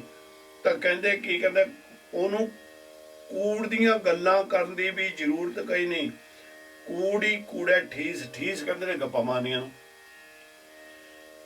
ਜਿਹਦੇ ਉੱਤੇ ਨਜ਼ਰ ਪੈ ਗਈ ਉਹ ਤਾਂ ਪ੍ਰਵਾਨ ਹੋ ਗਿਆ, ਉਹ ਤਾਂ ਮਹਾਤਮਾ ਬਣ ਗਿਆ। ਤੇ ਪਰ ਕਹਿੰਦੇ ਜਿਹੜੇ ਝੂਠੇ ਪੁਰਸ਼ ਨੇ, ਜਿਹੜੇ ਕਿ ਸਿਰਫ ਗੱਲਾਂ ਹੀ ਕਰੀ ਜਾਂਦੇ ਨੇ, ਕੂੜ ਦੀਆਂ ਗੱਪਾਂ ਮਾਰੀ ਜਾਂਦੇ ਰਹਿੰਦੇ ਨੇ। ਜਿਹੜੇ ਕੂੜ ਦੀਆਂ ਗੱਪਾਂ ਮਾਰਦੇ ਨੇ ਉਹਨਾਂ ਨੂੰ ਪ੍ਰਾਪਤ ਕੁਝ ਨਹੀਂ ਹੁੰਦਾ। ਫਿਰ ਗੁਰਬਾਣੀ ਦੇ ਵਿੱਚ ਬਹੁਤ ਕੁਝ ਇਸ ਬਾਰੇ ਲਿਖਿਆ ਮਹਾਰਾਜ ਸੱਚੇ ਪਾਤਸ਼ਾਹ ਨੇ ਕਿ ਕੂੜ ਦੀਆਂ ਗੱਪਾਂ ਮਾਰਨ ਵਾਲੇ ਕੌਣ ਨੇ ਤੇ ਕਿਹੜੇ ਉਹਨਾਂ ਦੇ ਰੂਪ ਨੇ। ਤੇ ਮਹਾਰਾਜ ਨੇ ਇੱਥੇ ਫਿਰ ਜੇ ਆਪਾਂ ਸਾਖੀਆਂ ਲਾਇਆ ਤਾਂ ਸਮਾਂ ਥੋੜ੍ਹਾ ਜ਼ਿਆਦਾ ਲੱਗ ਜਾਣਾ। ਸੋ ਗੁਰੂ ਮਹਾਰਾਜ ਸੱਚੇ ਪਾਤਸ਼ਾਹ ਕਹਿੰਦੇ ਨੇ ਵੀ ਉਹ ਨਿਰੰਕਾਰ ਸੱਚੇ ਪਾਤਸ਼ਾਹ ਦੀ ਰਹਿਮਤ ਹੋਵੇ ਤਾਂ ਹੀ ਆਪਾਂ ਇਸ ਸੰਸਾਰ ਦੇ ਉੱਤੋਂ ਉਹਦੀ ਨਜ਼ਰ ਦੇ ਵਿੱਚ ਪੈ ਸਕਦੇ ਜੀ। ਉਹਦੀ ਰਹਿਮਤ ਹੋਵੇ। ਆਪਾਂ ਬੰਦਗੀ ਕਰਨੀ ਆ, ਆਪਾਂ ਰੋਮ ਰੋਬ ਨੂੰ ਰਸਨਾ ਬਣਾ ਕੇ ਆਪਾਂ ਉਸ ਦੀ ਬੰਦਗੀ ਕਰਨੀ ਤਾਂ ਫਿਰ ਉਹਦੀ ਰਹਿਮਤ ਸਾਡੇ ਨਾਲ ਉੱਤੇ ਹੋ ਜਾਏਗੀ। ਜੋ ਸਾਡੇ ਉੱਤੇ ਰਹਿਮਤ ਹੋ ਜਾਏਗੀ ਫਿਰ ਸਾਨੂੰ ਇਹ ਕੂੜ ਦੀਆਂ ਗੱਲਾਂ ਕਰਨ ਦੀ ਕੋਈ ਜ਼ਰੂਰਤ ਨਹੀਂ ਪਏਗੀ। ਹੁਣ ਮਹਾਰਾਜ ਸੱਚੇ ਪਾਤਸ਼ਾਹ ਕਿਰਪਾ ਕਰਦੇ ਨੇ। ਜਿਸ ਵੇਲੇ ਸਤਿਗੁਰ ਸੱਚੇ ਪਾਤਸ਼ਾਹ ਨੇ ਇਹ ਰਹਿਮਤ ਕਰਕੇ ਗਿਆਨ ਦੇ ਦਿੱਤਾ ਉਹਨਾਂ ਨੂੰ, ਜੋਗੀਆਂ ਨੂੰ, ਕਿ ਕਿੰਨੀ ਬੰਦਗੀ ਤੁਹਾਨੂੰ ਕਹਿਣੀ ਪੈਣੀ ਆ। ਹੁਣ ਉਹ ਕਹਿੰਦੇ ਵੀ ਕੀ ਕਿਸੇ ਬਲ ਦੇ ਨਾਲ, ਕਿਸੇ ਤਾਕਤ ਦੇ ਨਾਲ ਪਰਮਾਤਮਾ ਨੂੰ ਹਾਸਲ ਕੀਤਾ ਜਾ ਸਕਦਾ? ਤਾਂ ਸਤਿਗੁਰ ਆਖਣ ਲੱਗੇ, ਆਖਣ ਜ਼ੋਰ ਚੁਪੈ ਨਾ ਜ਼ੋਰ। ਕਹਿੰਦੇ ਜ਼ੋਰ ਦੇ ਨਾਲ ਜੇ ਅਸੀਂ ਉਹਨੂੰ ਹਾਸਲ ਕਰ ਲਈਏ ਨਹੀਂ ਹੋਣਾ, ਤੇ ਜੇ ਚੁੱਪ ਕਰਕੇ ਬੈਠੇ ਰਹੀਏ, ਚੁੱਪ ਦਾ ਜ਼ੋਰ ਵਰਤ ਲਈਏ, ਫੇਰ ਵੀ ਕਹਿੰਦੇ ਉਹਦੇ ਬਲ ਦੇ ਨਾਲ ਵੀ ਸਾਨੂੰ ਕੁਛ ਨਹੀਂ ਹੋਣਾ, ਕੁਛ ਨਹੀਂ ਪ੍ਰਾਪਤ ਹੋਣਾ। ਆਖਣ ਜ਼ੋਰ ਚੁਪੈ ਨਾ ਹੈ ਜ਼ੋਰ, ਜ਼ੋਰ ਨਾ ਮੰਗਣ ਦੇਣ ਨਾ ਜ਼ੋਰ। ਕਹਿੰਦੇ ਜ਼ੋਰ ਦੇ ਨਾਲ ਆਖਣਾ ਵੀ, ਜਾਣੀ ਕਿ ਬਿਆਨ ਕਰਨਾ ਵੀ, ਸਾਨੂੰ ਜ਼ੋਰ ਦੇ ਨਾਲ ਮੰਗੀਏ ਤਾਂ ਨਹੀਂ ਪ੍ਰਾਪਤ ਹੋਣਾ। ਤੇ ਜੇ ਜ਼ੋਰ ਨਾਲ ਚੁੱਪ ਮੰਗੀਏ ਨਾ, ਕਹਿੰਦੇ ਉਹ ਵੀ ਪ੍ਰਾਪਤ ਨਹੀਂ ਹੋਣੀ। ਤੇ ਜ਼ੋਰ ਦੇ ਨਾਲ ਕੋਈ ਹੋਰ ਵਸਤੂ ਮੰਗੀਏ, ਡਾਂਕਾ ਵਜਾ ਕੇ, ਮੈਂ ਧੱਕੇ ਨਾਲ ਲੈ ਲਾਂਗਾ, ਮੈਂ ਤਾਂ ਲੈਣੀ ਆ, ਇਦੂ ਦਰ ਦੇ ਉੱਤੇ ਕਹਿੰਦੇ ਹੰਕਾਰ ਦੀਆਂ ਅਰਦਾਸਾਂ ਨਹੀਂ ਹੁੰਦੀਆਂ। ਤੇ ਤਾਂ ਸਿਰਫ ਜਿਹੜਾ ਜਨ ਬਣ ਕੇ ਆਣ ਕੇ ਮੰਗਦਾ ਉਹਨੂੰ ਦਾਤਾਂ ਮਿਲਦੀਆਂ। ਜ਼ੋਰ ਨਾ ਮੰਗਣ, ਜ਼ੋਰ ਦੇ ਨਾਲ ਮੰਗਿਆ ਵੀ ਕੁਛ ਨਹੀਂ ਕੀਤਾ ਜਾਂਦਾ। ਦੇਣ ਨਾ ਜ਼ੋਰ, ਤੇ ਜ਼ੋਰ ਦੇ ਨਾਲ ਦਿੱਤਾ ਵੀ ਕੁਝ ਨਹੀਂ ਸਕਦਾ। ਜ਼ੋਰ ਨਾ ਜੀਵਨ, ਮਰਨ ਨਾ ਹੈ ਜ਼ੋਰ। ਕਹਿੰਦੇ ਆਪਣੇ ਬਲ ਦੇ ਨਾਲ ਜੀਵਨ ਵੀ ਜੀ ਨਹੀਂ ਸਕਦਾ, ਤੇ ਆਪਣੇ ਬਲ ਦੇ ਨਾਲ ਜੀਵ ਇੱਥੇ ਮਰ ਵੀ ਨਹੀਂ ਸਕਦਾ, ਕੋਈ ਨਹੀਂ ਮਰ ਸਕਦਾ। ਇਸ ਕਾਰਨ ਕਰਕੇ ਜਦੋਂ ਅਸੀਂ ਕਿਸੇ ਡਾਕਟਰ ਦੇ ਕੋਲ ਵੀ ਜਾਂਦੇ ਹਾਂ ਆਪਣਾ ਦੁੱਖ ਦੱਸਣ ਵਾਸਤੇ, ਸਾਨੂੰ ਬੋਲ ਕੇ ਦੱਸਣਾ ਹੀ ਪੈਂਦਾ। ਚੁੱਪ ਕਰਕੇ ਨਹੀਂ ਉੱਥੇ ਜਾ ਕੇ ਮੋਹਰੇ ਬਹਿ ਜਾਈਦਾ ਵੀ ਤੂੰ ਪਛਾਣ ਲਾ, ਵੀ ਭਾਈ ਤੂੰ ਡਾਕਟਰ ਆ, ਤੂੰ ਪਛਾਣ ਲਾ। ਨਹੀਂ, ਉੱਥੇ ਸਾਰਾ ਕੁਝ ਦੱਸਣਾ ਪੈਂਦਾ। ਕਹਿੰਦੇ ਇੱਥੇ ਵੀ ਅਕਾਲ ਪੁਰਖ ਦੇ ਮੋਹਰੇ ਆਣ ਕੇ ਤੁਹਾਨੂੰ ਆਪ ਜਨ ਬਣ ਕੇ ਅਰਦਾਸਾਂ ਕਰਨੀਆਂ ਪੈਂਦੀਆਂ। ਜ਼ੋਰ ਨਾਲ ਰਾਜ ਮਾਲ ਮਨਸੂਰ। ਕਹਿੰਦੇ ਜ਼ੋਰ ਦੇ ਨਾਲ, ਆਪਣੇ ਬਲ ਦੇ ਨਾਲ ਕੋਈ ਰਾਜ ਧਨ ਮਾਲ ਬਿਲਕੁਲ ਪ੍ਰਾਪਤ ਨਹੀਂ ਕਰ ਸਕਦਾ। ਜ਼ੋਰ ਨਾਲ ਸੁਰਤੀ ਗਿਆਨ ਵਿਚਾਰ। ਕਹਿੰਦੇ ਇਸ ਕਾਰਨ ਕਰਕੇ ਜਿਹੜੀ ਮਨ ਦੇ ਵਿੱਚ ਇੱਕ ਹੋਰ ਵੀ ਗੱਲ ਨਿਕਲਦੀ ਆ ਵੀ ਕਈ ਵਾਰ ਆਪਾਂ ਨਾ ਫੋਂ ਕਰੀ ਜਾਂਦੇ ਰਹਿੰਦੇ ਹਾਂ। ਕਈ ਵਾਰ ਆਪਾਂ ਕੀ ਕਰਦੇ ਹਾਂ ਨਾ, ਲੋਕਾਂ ਨੂੰ ਇਹ ਦੱਸਣ ਦੀ ਕੋਸ਼ਿਸ਼ ਕਰਦੇ ਵੀ ਆ ਜੋ ਕੁਛ ਬਣਾਇਆ, ਜੋ ਕੁਛ ਕੀਤਾ, ਜੋ ਕੁਛ ਕਰ ਰਿਹਾ, ਮੈਂ ਹੀ ਕਰ ਰਿਹਾ, ਇਹ ਮੇਰੇ ਬਲ ਦੇ ਨਾਲ ਸਭ ਕੁਛ ਹੋ ਰਿਹਾ। ਹੁਣ ਦੇਖ ਲਓ, ਕੋਈ ਰਾਜਾ ਹੋਵੇ, ਉਹਦੇ ਥੱਲੇ ਪਰਜਾ ਬੜੀ ਆ, ਉਹਦੇ ਉੱਤੇ ਉਹ ਹੁਕਮ ਚਲਾ ਸਕਦਾ, ਪਰ ਹੁਕਮ ਚਲਾਉਂਦਾ ਉਹ ਮੰਨ ਜਾਂਦੇ ਕਿਉਂਕਿ ਉਹ ਰਾਜੇ ਦੇ ਅਧੀਨ ਨੇ। ਪਰ ਰਾਜੇ ਨੂੰ ਇਦੂ ਚੀਜ਼ ਦਾ ਗਿਆਨ ਹੋਣਾ ਚਾਹੀਦਾ ਵੀ ਮੇਰੇ ਉੱਤੇ ਵੀ ਕੋਈ ਰਾਜਾ ਹੋ ਰਿਹਾ ਜਿਹੜਾ ਮੇਰੇ ਤੇ ਵੀ ਹੁਕਮ ਚਲਾ ਰਿਹਾ। ਮੇਰੇ ਕੀਤੇ ਹੋਏ ਸ਼ੁਭ ਗੁਣਾ ਕਰਕੇ ਕਾਰਨ ਕਰਕੇ ਮੈਂ ਇਹਨਾਂ ਦੇ ਉੱਤੇ ਹੁਕਮ ਚਲਾ ਰਿਹਾ, ਪਰ ਇਹ ਇਸੇ ਤਰ੍ਹਾਂ ਮੇਰੇ ਉੱਤੇ ਵੀ ਕੋਈ ਹੁਕਮ ਚਲਾ ਰਿਹਾ। ਮੇਰੇ ਜ਼ੋਰ ਦੇ ਨਾਲ ਨਹੀਂ ਇਹ ਮੇਰਾ ਹੁਕਮ ਮੰਨਣ ਹੈ, ਉਹਦੀ ਕਿਰਪਾ ਦੇ ਨਾਲ ਮੈਨੂੰ ਰਾਜ ਭਾਗ ਮਿਲਿਆ, ਉਹਦੀ ਰਹਿਮਤ ਦੇ ਨਾਲ ਮੈਨੂੰ ਰਾਜ ਭਾਗ ਮਿਲਿਆ, ਤਾਂ ਮੈਂ ਇਹਨਾਂ ਦੇ ਉੱਤੇ ਆਪਣਾ ਜਿਹੜਾ ਹੁਕਮ ਚਲਾ ਰਿਹਾ। ਫਿਰ ਇਹ ਹੁਕਮ ਕਿਤੇ ਮੇਰਾ ਮਾੜਾ ਨਾ ਹੋਵੇ, ਮੇਰਾ ਹੁਕਮ ਚੰਗਾ ਹੋਵੇ। ਇਹ ਨਾ ਹੋਵੇ ਵੀ ਅਸੀਂ ਜਾਣੀ ਕਿ ਵੈਰ ਵਿਰੋਧ ਹੀ ਬਣਾਉਂਦੇ ਜਾਈਏ। ਕਹਿੰਦੇ ਇਸ ਕਾਰਨ ਕਰਕੇ ਜਿੰਨਾ ਮਰਜ਼ੀ ਰਾਜ ਮਾਲ ਪ੍ਰਾਪਤ ਕਰਨ ਵਿੱਚ ਵੀ ਸਾਡਾ ਕੋਈ ਜ਼ੋਰ ਨਹੀਂ ਚੱਲ ਸਕਦਾ। ਇਹ ਵੀ ਅਕਾਲ ਪੁਰਖ ਵੱਲੋਂ ਬਖਸ਼ੀ ਹੋਈ ਇੱਕ ਦਾਤ ਹੈ। ਜ਼ੋਰ ਨਾਲ ਸੁਰਤੀ ਗਿਆਨ ਵਿਚਾਰ। ਕਹਿੰਦੇ ਜ਼ੋਰ ਦੇ ਨਾਲ ਸੁਰਤ ਜਿਹੜੀ ਹੈ, ਜਿਹੜੀ ਸਾਡੇ ਅੰਦਰ ਆਤਮਿਕ ਜਾਗ ਹੈ, ਜਦੋਂ ਆਤਮਾ ਜਾਗ ਪੈਂਦੀ ਹੈ ਸੁਰਤ ਉਸ ਵੇਲੇ ਜੁੜਦੀ ਹੈ। ਕਹਿੰਦੇ ਜ਼ੋਰ ਦੇ ਨਾਲ ਨਹੀਂ ਜੁੜਦੀ, ਆਪਣੇ ਬਲ ਦੇ ਨਾਲ ਨਹੀਂ, ਇਹ ਵੀ ਉਹਦੀ ਕਿਰਪਾ ਹੋ ਗਈ ਤਾਂ ਹੀ ਹੈ। ਤੇ ਉਹਦੀ ਕਿਰਪਾ ਦੇ ਨਾਲ ਹੀ ਸਾਨੂੰ ਗਿਆਨ ਹਾਸਲ ਹੋਣਾ ਹੈ। ਉਹਦੀ ਕਿਰਪਾ ਦੇ ਨਾਲ ਜਦੋਂ ਸਾਨੂੰ ਗਿਆਨ ਹਾਸਲ ਹੋ ਗਿਆ, ਉਹਦੀ ਕਿਰਪਾ ਦੇ ਨਾਲ ਹੀ ਸਾਡੇ ਵਿਚਾਰ ਸ਼ੁਭ ਹੋਣੇ ਨੇ। ਸਾਡੇ ਜ਼ੋਰ ਦੇ ਨਾਲ ਇਹ ਵੀ ਕੁਝ ਨਹੀਂ ਹੋਣਾ। ਜ਼ੋਰ ਨਾਲ ਜੁਗਤੀ ਛੂਟੇ ਸੰਸਾਰ, ਕਹਿੰਦਾ ਆਪਣੇ ਬਲ ਦੇ ਨਾਲ, ਆਪਣੀਆਂ ਜੁਗਤੀਆਂ ਦੇ ਨਾਲ ਸੰਸਾਰ ਵੀ ਸਾਡੇ ਕੋਲੋਂ ਛੁੱਟਦਾ ਨਹੀਂ। ਅਸੀਂ ਸੰਸਾਰ ਨੂੰ ਵੀ ਅਲਵਿਦਾ ਨਹੀਂ ਕਹਿ ਸਕਦੇ। ਜਿਸ ਹੱਥ ਜ਼ੋਰ ਕਰ ਵੇਖੇ ਸੋਏ, ਕਹਿੰਦੇ ਉਹ ਅਕਾਲ ਪੁਰਖ ਦੀ ਖੇਡ ਹੈ। ਕਠਪੁਤਲੀ ਤੂੰ ਆ, ਖਿਲਾਉਣ ਵਾਲਾ ਤੇਰਾ ਉਹ ਕੋਈ ਹੋਰ ਹੈ। ਉਹਦੇ ਹੱਥ ਇਹ ਤੇਰੀ ਡੋਰ ਹੈ। ਪ੍ਰਭ ਡੋਰੀ ਹੱਥ ਤੁਮਾਰੇ, ਜੀ ਜੰਤ ਤੇਰੇ ਧਾਰੇ, ਪ੍ਰਭ ਡੋਰੀ ਹੱਥ ਤੁਮਾਰੇ। ਉਹ ਫਿਰ ਜਿੱਦਾਂ ਉਹਨੂੰ ਚਿੱਤ ਕਰਦਾ ਉਦਾਂ ਉਹ ਖਿਲਾ ਰਿਹਾ। ਕਿਸੇ ਨੂੰ ਉਹ ਰਾਜਾ ਬਣਾ ਦਿੰਦਾ, ਕਿਸੇ ਨੂੰ ਰੰਕ ਬਣਾ ਦਿੰਦਾ, ਕਿਸੇ ਨੂੰ ਗੁਰਮੁਖ ਬਣਾ ਦਿੰਦਾ, ਕਿਸੇ ਨੂੰ ਮਨਮੁਖ ਬਣਾ ਦਿੰਦਾ। ਇਹ ਸਭ ਕੁਝ ਉਹਦੇ ਹੱਥ। ਕਹਿੰਦੇ ਨਾਨਕ ਉਤਮ ਨੀਚ ਨਾ ਕੋਈ, ਪਰ ਉਹਦੀ ਨਿਗਾਹ ਦੇ ਵਿੱਚ ਸਾਰੇ ਉੱਤਮ ਜੀਵ ਇਦੂ ਸੰਸਾਰ ਦੇ ਉੱਤੇ ਨੀਵਾਂ ਨੀਚ ਨਹੀਂ ਬਣਾ ਕੇ ਕਿਸੇ ਨੂੰ ਭੇਜਦਾ। ਇਹ ਤਾਂ ਸਾਡੇ ਕਰਮ ਹੈ ਜਿਹਨਾਂ ਦੇ ਨਾਲ ਅਸੀਂ ਬਣਦੇ। ਰਾਤੀ ਰੁੱਤੀ ਥਿੱਤੀ ਵਾਰ, ਰਾਤੀ ਰੁੱਤੀ ਰਾਤ ਦਿਨ ਰਾਤ ਦੀ ਗੱਲ ਮਹਾਰਾਜ ਸੱਚੇ ਪਾਤਸ਼ਾਹ ਕਹਿੰਦੇ ਨੇ। ਇਸ ਕਾਰਨ ਕਰਕੇ ਵੀ ਜਿਹੜੀ ਰਾਤੀ ਰੁੱਤੀ ਆ, ਇਹ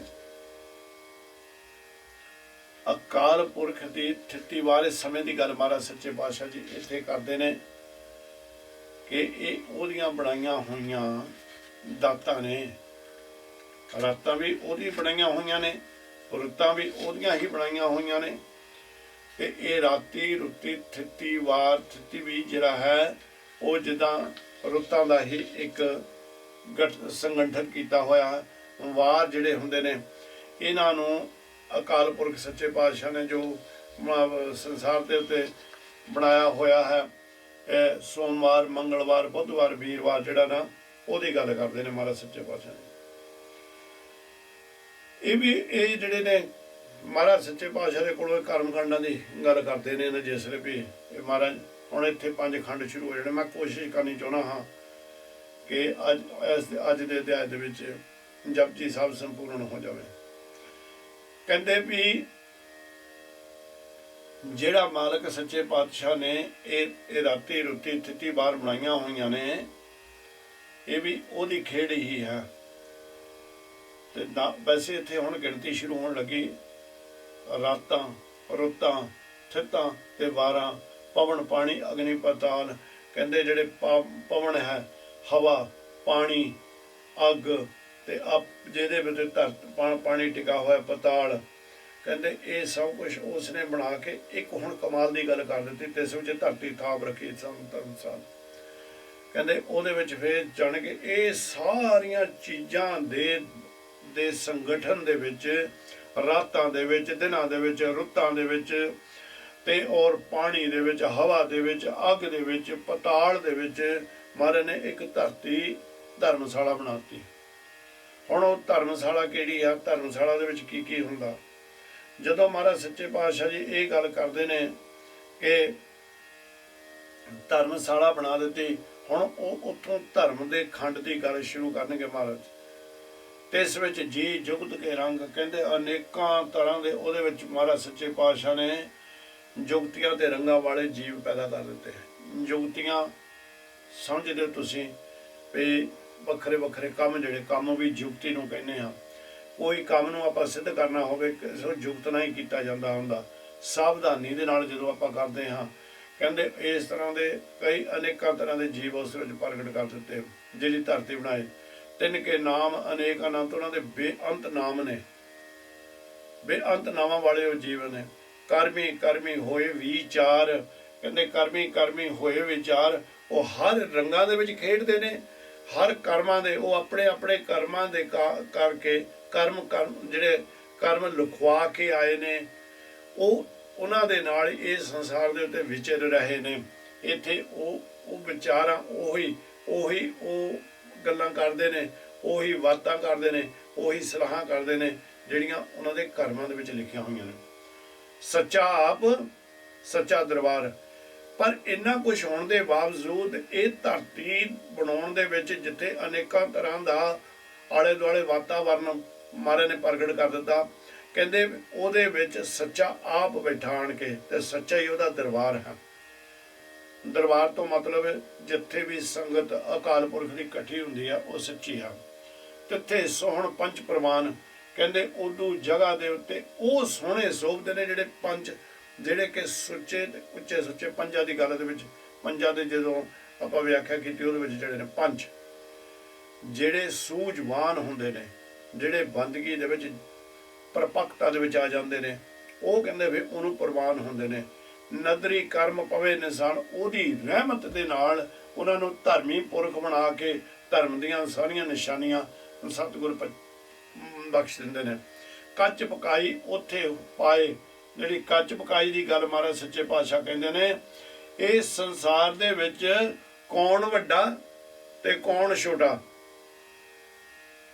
ਹੈ ਨਾ, ਇਹ ਇੱਥੇ ਕਹਿ ਸਕਦੇ ਹਾਂ ਆਪਾਂ। ਪਰ ਜਿਹੜੇ ਨਾਨਕ ਨਿਰੰਕਾਰ ਦੇ ਦਰ ਦੇ ਉੱਤੇ ਜਾ ਕੇ ਪਤਾ ਲੱਗਦਾ ਵੀ ਕੱਚਾ ਕੌਣ ਹੈ ਤੇ ਪੱਕਾ ਕੌਣ ਹੈ। ਇੱਥੇ ਤਾਂ ਆਪਾਂ ਕਈ ਵਾਰ ਆਪਣੇ ਜਿਹੜੇ ਸਾਡੇ ਲਿਬਾਸ ਸੀ ਉਹਨਾਂ ਦੇ ਨਾਲ ਹੀ ਜੀਵ ਜੁੜ ਜਾਂਦੇ ਨੇ। ਅਸੀਂ ਧਰਮੀ ਲਿਬਾਸ ਪਾ ਲੈਂਦੇ ਨੇ, ਸਾਨੂੰ ਲੋਕ ਨਿਕਨ ਤਖੱਲਸ ਲਾ ਦਿੰਦੇ ਨੇ ਸਾਡੇ ਨਾਲ। ਪਰ ਕਹਿੰਦੇ ਉਹਦੇ ਦਰਬਾਰ ਦੇ ਵਿੱਚ ਕੱਚ ਪਕਾਈ ਉੱਥੇ ਪਾਏ, ਉੱਥੇ ਜਾ ਕੇ ਪਤਾ ਲੱਗਦਾ ਕੱਚਾ ਕੌਣ ਹੈ ਤੇ ਪੱਕਾ ਕੌਣ ਹੈ। ਨਾਨਕ ਗਾਇਆ ਜਪੈ ਜਾਏ, ਕਹਿੰਦੇ ਨਿਰੰਕਾਰ ਸੱਚੇ ਪਾਤਸ਼ਾਹ ਦੇ ਉੱਤੇ ਜਦੋਂ ਦਰ ਦੇ ਵਿੱਚ ਜਾਂਦਾ ਜੀਵ ਗਿਆ ਉੱਥੇ ਜਦੋਂ ਚਲੇ ਜਾਂਦਾ, ਫਿਰ ਪਤਾ ਲੱਗਦਾ ਵੀ ਕੱਚਾ ਕੌਣ ਤੇ ਪੱਕਾ ਕੌਣ ਹੈ। ਇਹ ਨਿਰੰਕਾਰ ਸੱਚੇ ਪਾਤਸ਼ਾਹ ਨੇ ਪਹਿਲੀ ਖੇਡ ਵਰਤਾਈ ਹੈ। ਹੁਣ ਮਹਾਰਾਜ ਸੱਚੇ ਪਾਤਸ਼ਾਹ ਕਹਿੰਦੇ ਨੇ ਧਰਮ ਖੰਡ ਕਾ ਇਹੋ ਕੰਮ, ਕਹਿੰਦੇ ਵੀ ਇਹ ਜਿਹੜੀ ਜਗ੍ਹਾ ਦੀ ਮੈਂ ਗੱਲ ਕਰਕੇ ਹਟਿਆ ਨਾ, ਉਹ ਜਿਹੜੀਆਂ ਸਾਰਾ ਕੁਛ ਰੁੱਤਾਂ ਦੇ ਵਿੱਚ, ਰਾਤਾਂ ਦਿਨਾਂ ਦੇ ਵਿੱਚ, ਥਿੱਤਾਂ ਦੇ ਵਿੱਚ, ਬਾਰਾਂ ਦੇ ਵਿੱਚ, ਪਾਣੀ ਹਵਾ ਅਗਨੀ ਪਤਾਲ ਦੇ ਵਿੱਚ ਜਿਹੜੀ ਧਰਮ ਰੱਖੀ, ਇਹ ਧਰਮ ਦੀ ਸਾਲ ਹੈ, ਇਹ ਧਰਮ ਦੀ ਜਗ੍ਹਾ ਹੈ। ਉਹਦਾ ਮੈਂ ਗਿਆਨ ਕਹਿੰਦੇ ਤੁਹਾਨੂੰ ਦੱਸ ਚੁੱਕਾ ਵੀ ਧਰਮ ਖੰਡ ਕਾ ਇਹੋ ਧਰਮ, ਕਹਿੰਦੇ ਉਦੋਂ ਜਗ੍ਹਾ ਦੇ ਵਿੱਚ ਇਹੀ ਹੋ ਰਿਹਾ ਹੈ। ਤੇ ਹੁਣ ਗੱਲ ਮਹਾਰਾਜ ਸੱਚੇ ਪਾਤਸ਼ਾਹ ਕਹਿੰਦੇ ਨੇ ਗਿਆਨ ਖੰਡ ਕਾ ਆਖੋ ਕਰਮ। ਹੁਣ ਕਹਿੰਦੇ ਆਓ ਗਿਆਨ ਖੰਡ ਦੀ ਆਪਾਂ ਗੱਲ ਕਰੀਏ। ਗਿਆਨ ਖੰਡ ਦੇ ਕਰਤੱਵ ਵੀ ਸਾਨੂੰ ਸਮਝ ਲੈਣੇ ਚਾਹੀਦੇ ਨੇ। ਕਹਿੰਦੇ ਨੇ ਵੀ ਉਹ ਅਗਲੀਆਂ ਤੁਕਾਂ ਦੇ ਵਿੱਚ ਮਹਾਰਾਜ ਸੱਚੇ ਪਾਤਸ਼ਾਹ ਸਾਡੇ ਨਾਲ ਕਿਰਪਾ ਕਰਨਗੇ ਵੀ ਗਿਆਨ ਖੰਡ ਦਾ ਕੀ ਕਰਮ ਹੈ। ਕੇਤੇ ਪਵਨ ਪਾਣੀ ਬਸੰਤਰ ਕੇਤੇ ਕਾਨਮੇਸ਼, ਕਹਿੰਦੇ ਉਹ ਜਿਹੜਾ ਗਿਆਨ ਖੰਡ ਹੈ ਉਥੋਂ ਅਨੇਕਾਂ ਹਵਾਵਾਂ, ਜੇ ਹੁਣ ਇਦੂ ਧਰਤੀ ਦੇ ਇੱਕ ਹਵਾ ਆ ਤੇ ਜਿਹੜੀਆਂ ਬਾਕੀਆਂ ਧਰਤੀਆਂ ਨੇ, ਜੇ ਉੱਥੇ ਬ੍ਰਹਮਾ ਅਨੇਕ ਨੇ, ਵਿਸ਼ਨੂੰ ਅਨੇਕ ਨੇ ਤੇ ਸ਼ਿਵ ਅਨੇਕ ਨੇ, ਉੱਥੇ ਵੀ ਹਵਾਵਾਂ ਵੀ ਅਨੇਕ ਹੀ ਨੇ ਨਾ, ਤੇ ਪਾਣੀ ਵੀ ਉੱਥੇ ਅਨੇਕ ਹੈ। ਕਹਿੰਦੇ ਵੀ ਕੀਤੇ ਪਵਨ ਪਾਣੀ ਬਸੰਤਰ, ਇਹ ਗਿਆਨ ਖੰਡ ਦੀ ਜਿਹੜੀ ਜਗ੍ਹਾ ਹੈ, ਇੱਥੋਂ ਬੜੀਆਂ ਹਵਾਵਾਂ ਗਿਆਨ ਲੈ ਕੇ ਚਲੇ ਜਾਂਦੀਆਂ ਨੇ, ਅਨੇਕਾਂ ਪਾਣੀ ਗਿਆਨ ਲੈ ਕੇ ਚਲੇ ਜਾਂਦੇ ਨੇ, ਅਨੇਕਾਂ ਅੱਗਾਂ ਗਿਆਨ ਲੈ ਕੇ ਚਲੇ ਜਾਂਦੇ ਨੇ। ਕੇਤੇ ਕਾਨ ਮਹੇਸ਼, ਕਹਿੰਦੇ ਕੇਤੇ ਕਾਨ ਮਹੇਸ਼ ਜਿਹੜੇ ਹੁੰਦੇ ਨੇ, ਇੱਥੇ ਕਈ ਕ੍ਰਿਸ਼ਨ ਤੇ ਕਈ ਸ਼ਿਵ ਵੀ ਇੱਥੋਂ ਗਿਆਨ ਲੈ ਕੇ ਚਲੇ ਜਾਂਦੇ ਨੇ। ਇਹ ਹੈ ਜਿਹੜਾ ਸਤਿਗੁਰ ਸੱਚੇ ਪਾਤਸ਼ਾਹ ਜੀ ਕਰਮ ਖੰਡ ਦੀ ਗੱਲ ਕਰਦੇ ਨੇ। ਕੇਤੇ ਬ੍ਰਹਮੇ ਘਾਟ ਤੜੀਏ ਰੂਪ ਰੰਗ ਕੇ ਵੇਸ, ਕਹਿੰਦੇ ਬੇਅੰਤ ਬ੍ਰਹਮੇ ਨੇ ਹਰ ਧਰਤੀ ਦੇ ਉੱਤੇ ਵੱਖਰਾ ਵੱਖਰਾ ਬ੍ਰਹਮਾ ਬੈਠਾ। ਕਹਿੰਦੇ ਅਨੇਕਾਂ ਤਰ੍ਹਾਂ ਦੀਆਂ ਵੱਖਰੇ ਵੱਖਰੇ ਰੰਗਾਂ ਦੇ ਵੱਖਰੇ ਵੱਖਰੇ ਰੂਪਾਂ ਵਾਲਿਆਂ ਨੂੰ ਘੜੀ ਜਾ ਰਹੇ ਨੇ। ਕੇਤੀਆ ਕਰਮ ਭੂਮੀ ਮੇਰ ਕੇਤੇ, ਕੇਤੇ ਧੂਪ ਦੇਸ, ਕਹਿੰਦੇ ਵੀ ਕੇਤੇ ਕਰਮ ਭੂਮੀ ਮੇਰ ਕੇਤੇ, ਕਹਿੰਦੇ ਅਕਾਲ ਪੁਰਖ ਦੀ ਕੁਦਰਤ ਦੇ ਵਿੱਚ ਉਹ ਸਾਰੀਆਂ ਧਰਤੀਆਂ ਦੇ ਵਿੱਚ ਬੇਅੰਤ ਪਰਬਤ ਨੇ, ਬੇਅੰਤ ਧਰੂ ਭਗਤ ਨੇ, ਤੇ ਬੇਅੰਤ ਉਹਨਾਂ ਉਹ ਉਪਦੇਸ਼ ਇਸ ਗਿਆਨ ਖੰਡ ਤੋਂ ਲੈ ਕੇ ਜਾਂਦੇ ਨੇ। ਬੇਅੰਤ ਧਰੂ ਤੇ ਬੇਅੰਤ ਧਰਤੀਆਂ, ਉਹ ਸਾਰੇ ਹੀ ਗਿਆਨ ਖੰਡ ਤੋਂ ਗਿਆਨ ਲੈ ਕੇ ਇਹਨਾਂ ਜਗ੍ਹਾ ਦੇ ਉੱਤੇ ਜਾ ਕੇ ਉਪਦੇਸ਼ ਦੇ ਰਹੇ ਨੇ। ਕੇਤੇ ਇੰਦ ਚੰਦ ਸੂਰ ਕੇਤੇ ਮੰਡਲ ਦੇਸ, ਕਹਿੰਦੇ ਬੜੇ ਅਨੇਕਾਂ ਹੀ ਇੰਦਰ ਨੇ ਤੇ ਅਨੇਕਾਂ ਹੀ ਚੰਦ ਨੇ, ਅਨੇਕਾਂ ਹੀ ਸੂਰਜ ਨੇ, ਤੇ ਅਨੇਕਾਂ ਮੰਡਲਾਂ ਦੇ ਵਿੱਚ ਉਹਨਾਂ ਨੇ ਆਪਣਾ ਆਪਣਾ ਵਾਸਾ ਕੀਤਾ ਹੋਇਆ ਹੈ। ਕੇਤੇ ਸਿੱਧ ਬੁੱਧ ਨਾਥ ਕੇਤੇ ਦੇਵੀ ਵੇਸ, ਕਹਿੰਦੇ ਹਰ ਧਰਤੀ ਦੇ ਉੱਤੇ ਬੇਅੰਤ ਇੱਥੋਂ ਗਿਆਨ ਖੰਡ ਦੇ ਵਿੱਚੋਂ ਗਿਆਨ ਲੈ ਕੇ ਸਿੱਧ ਬੈਠੇ ਨੇ, ਬੁੱਧ ਮਤ ਵਾਲੇ ਬੈਠੇ ਨੇ, ਨਾਥ ਬੁੱਧ ਮਤ ਵਾਲੇ ਬੈਠੇ ਨੇ, ਤੇ ਅਨੇਕਾਂ ਤਰ੍ਹਾਂ ਦੇ ਦੇਵੀਆਂ ਵੇਸ ਧਾਰਨ ਕਰਕੇ ਉੱਥੇ ਬੈਠੀਆਂ ਨੇ, ਅਪਛਰਨ ਜਿਹੜੀਆਂ ਨੇ। केते देव दानव मुन केते, केते रतन संबंध कहते बड़े बेअंत उन्हां धरतियां दे उत्ते देवते बैठे ने, इतों ज्ञान लैके ज्ञान दे विचों प्रगट होण वाले अनेकां दानव, जिहड़े दानव कहते ने इस दैंत नूं, जां आपां कहदे मनमुखां दी मत वाले जिहड़े ने, परमात्मा तो टुटे हुए ने, जिहड़े बड़े मोनी बैठे ने उत्थे कहंदे, ते उत्थे भी बहुत समुंदर ने, उन्हां दे विच सतगुर ने रतन भी हर तरह के पा के रखे हुए ने। केतिया खानी केतिया बाणी केते पात नरिंद, कहंदे अनेकां बोलियां दे वाले उत्थे ने। हुण ज्ञान सानू दे रहा गुरु जी, ये जिहड़ियां बाकियां धरतियां ने उत्थे कौन कौन है ते किहड़े किहड़े रूप दे विच ने। केतिया खानी बड़ियां उन्हां दा, केतिया खानी, खानी कहंदे ने जिहड़ी केतिया खानी, केती खानी जिहड़ी है वो भोजन दे बखरे बखरे रूप, केतिया खानी, केतिया बाणी, अनेकां तरह दे उन्हां दे बोल ने, अनेकां भाशा दे विच उत्थे बोलदे ने उत्थे।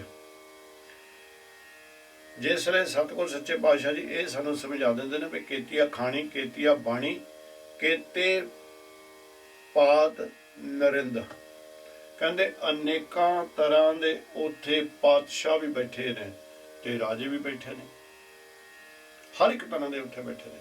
केतिया सुरती सेवक केते नानक अंतरांत, कहंदे बहुत ने सुरत जोड़ के परमात्मा दे नाल एक लिव ला के बैठे ने, ते बड़े उन्हां दे सेवक ने उत्थे।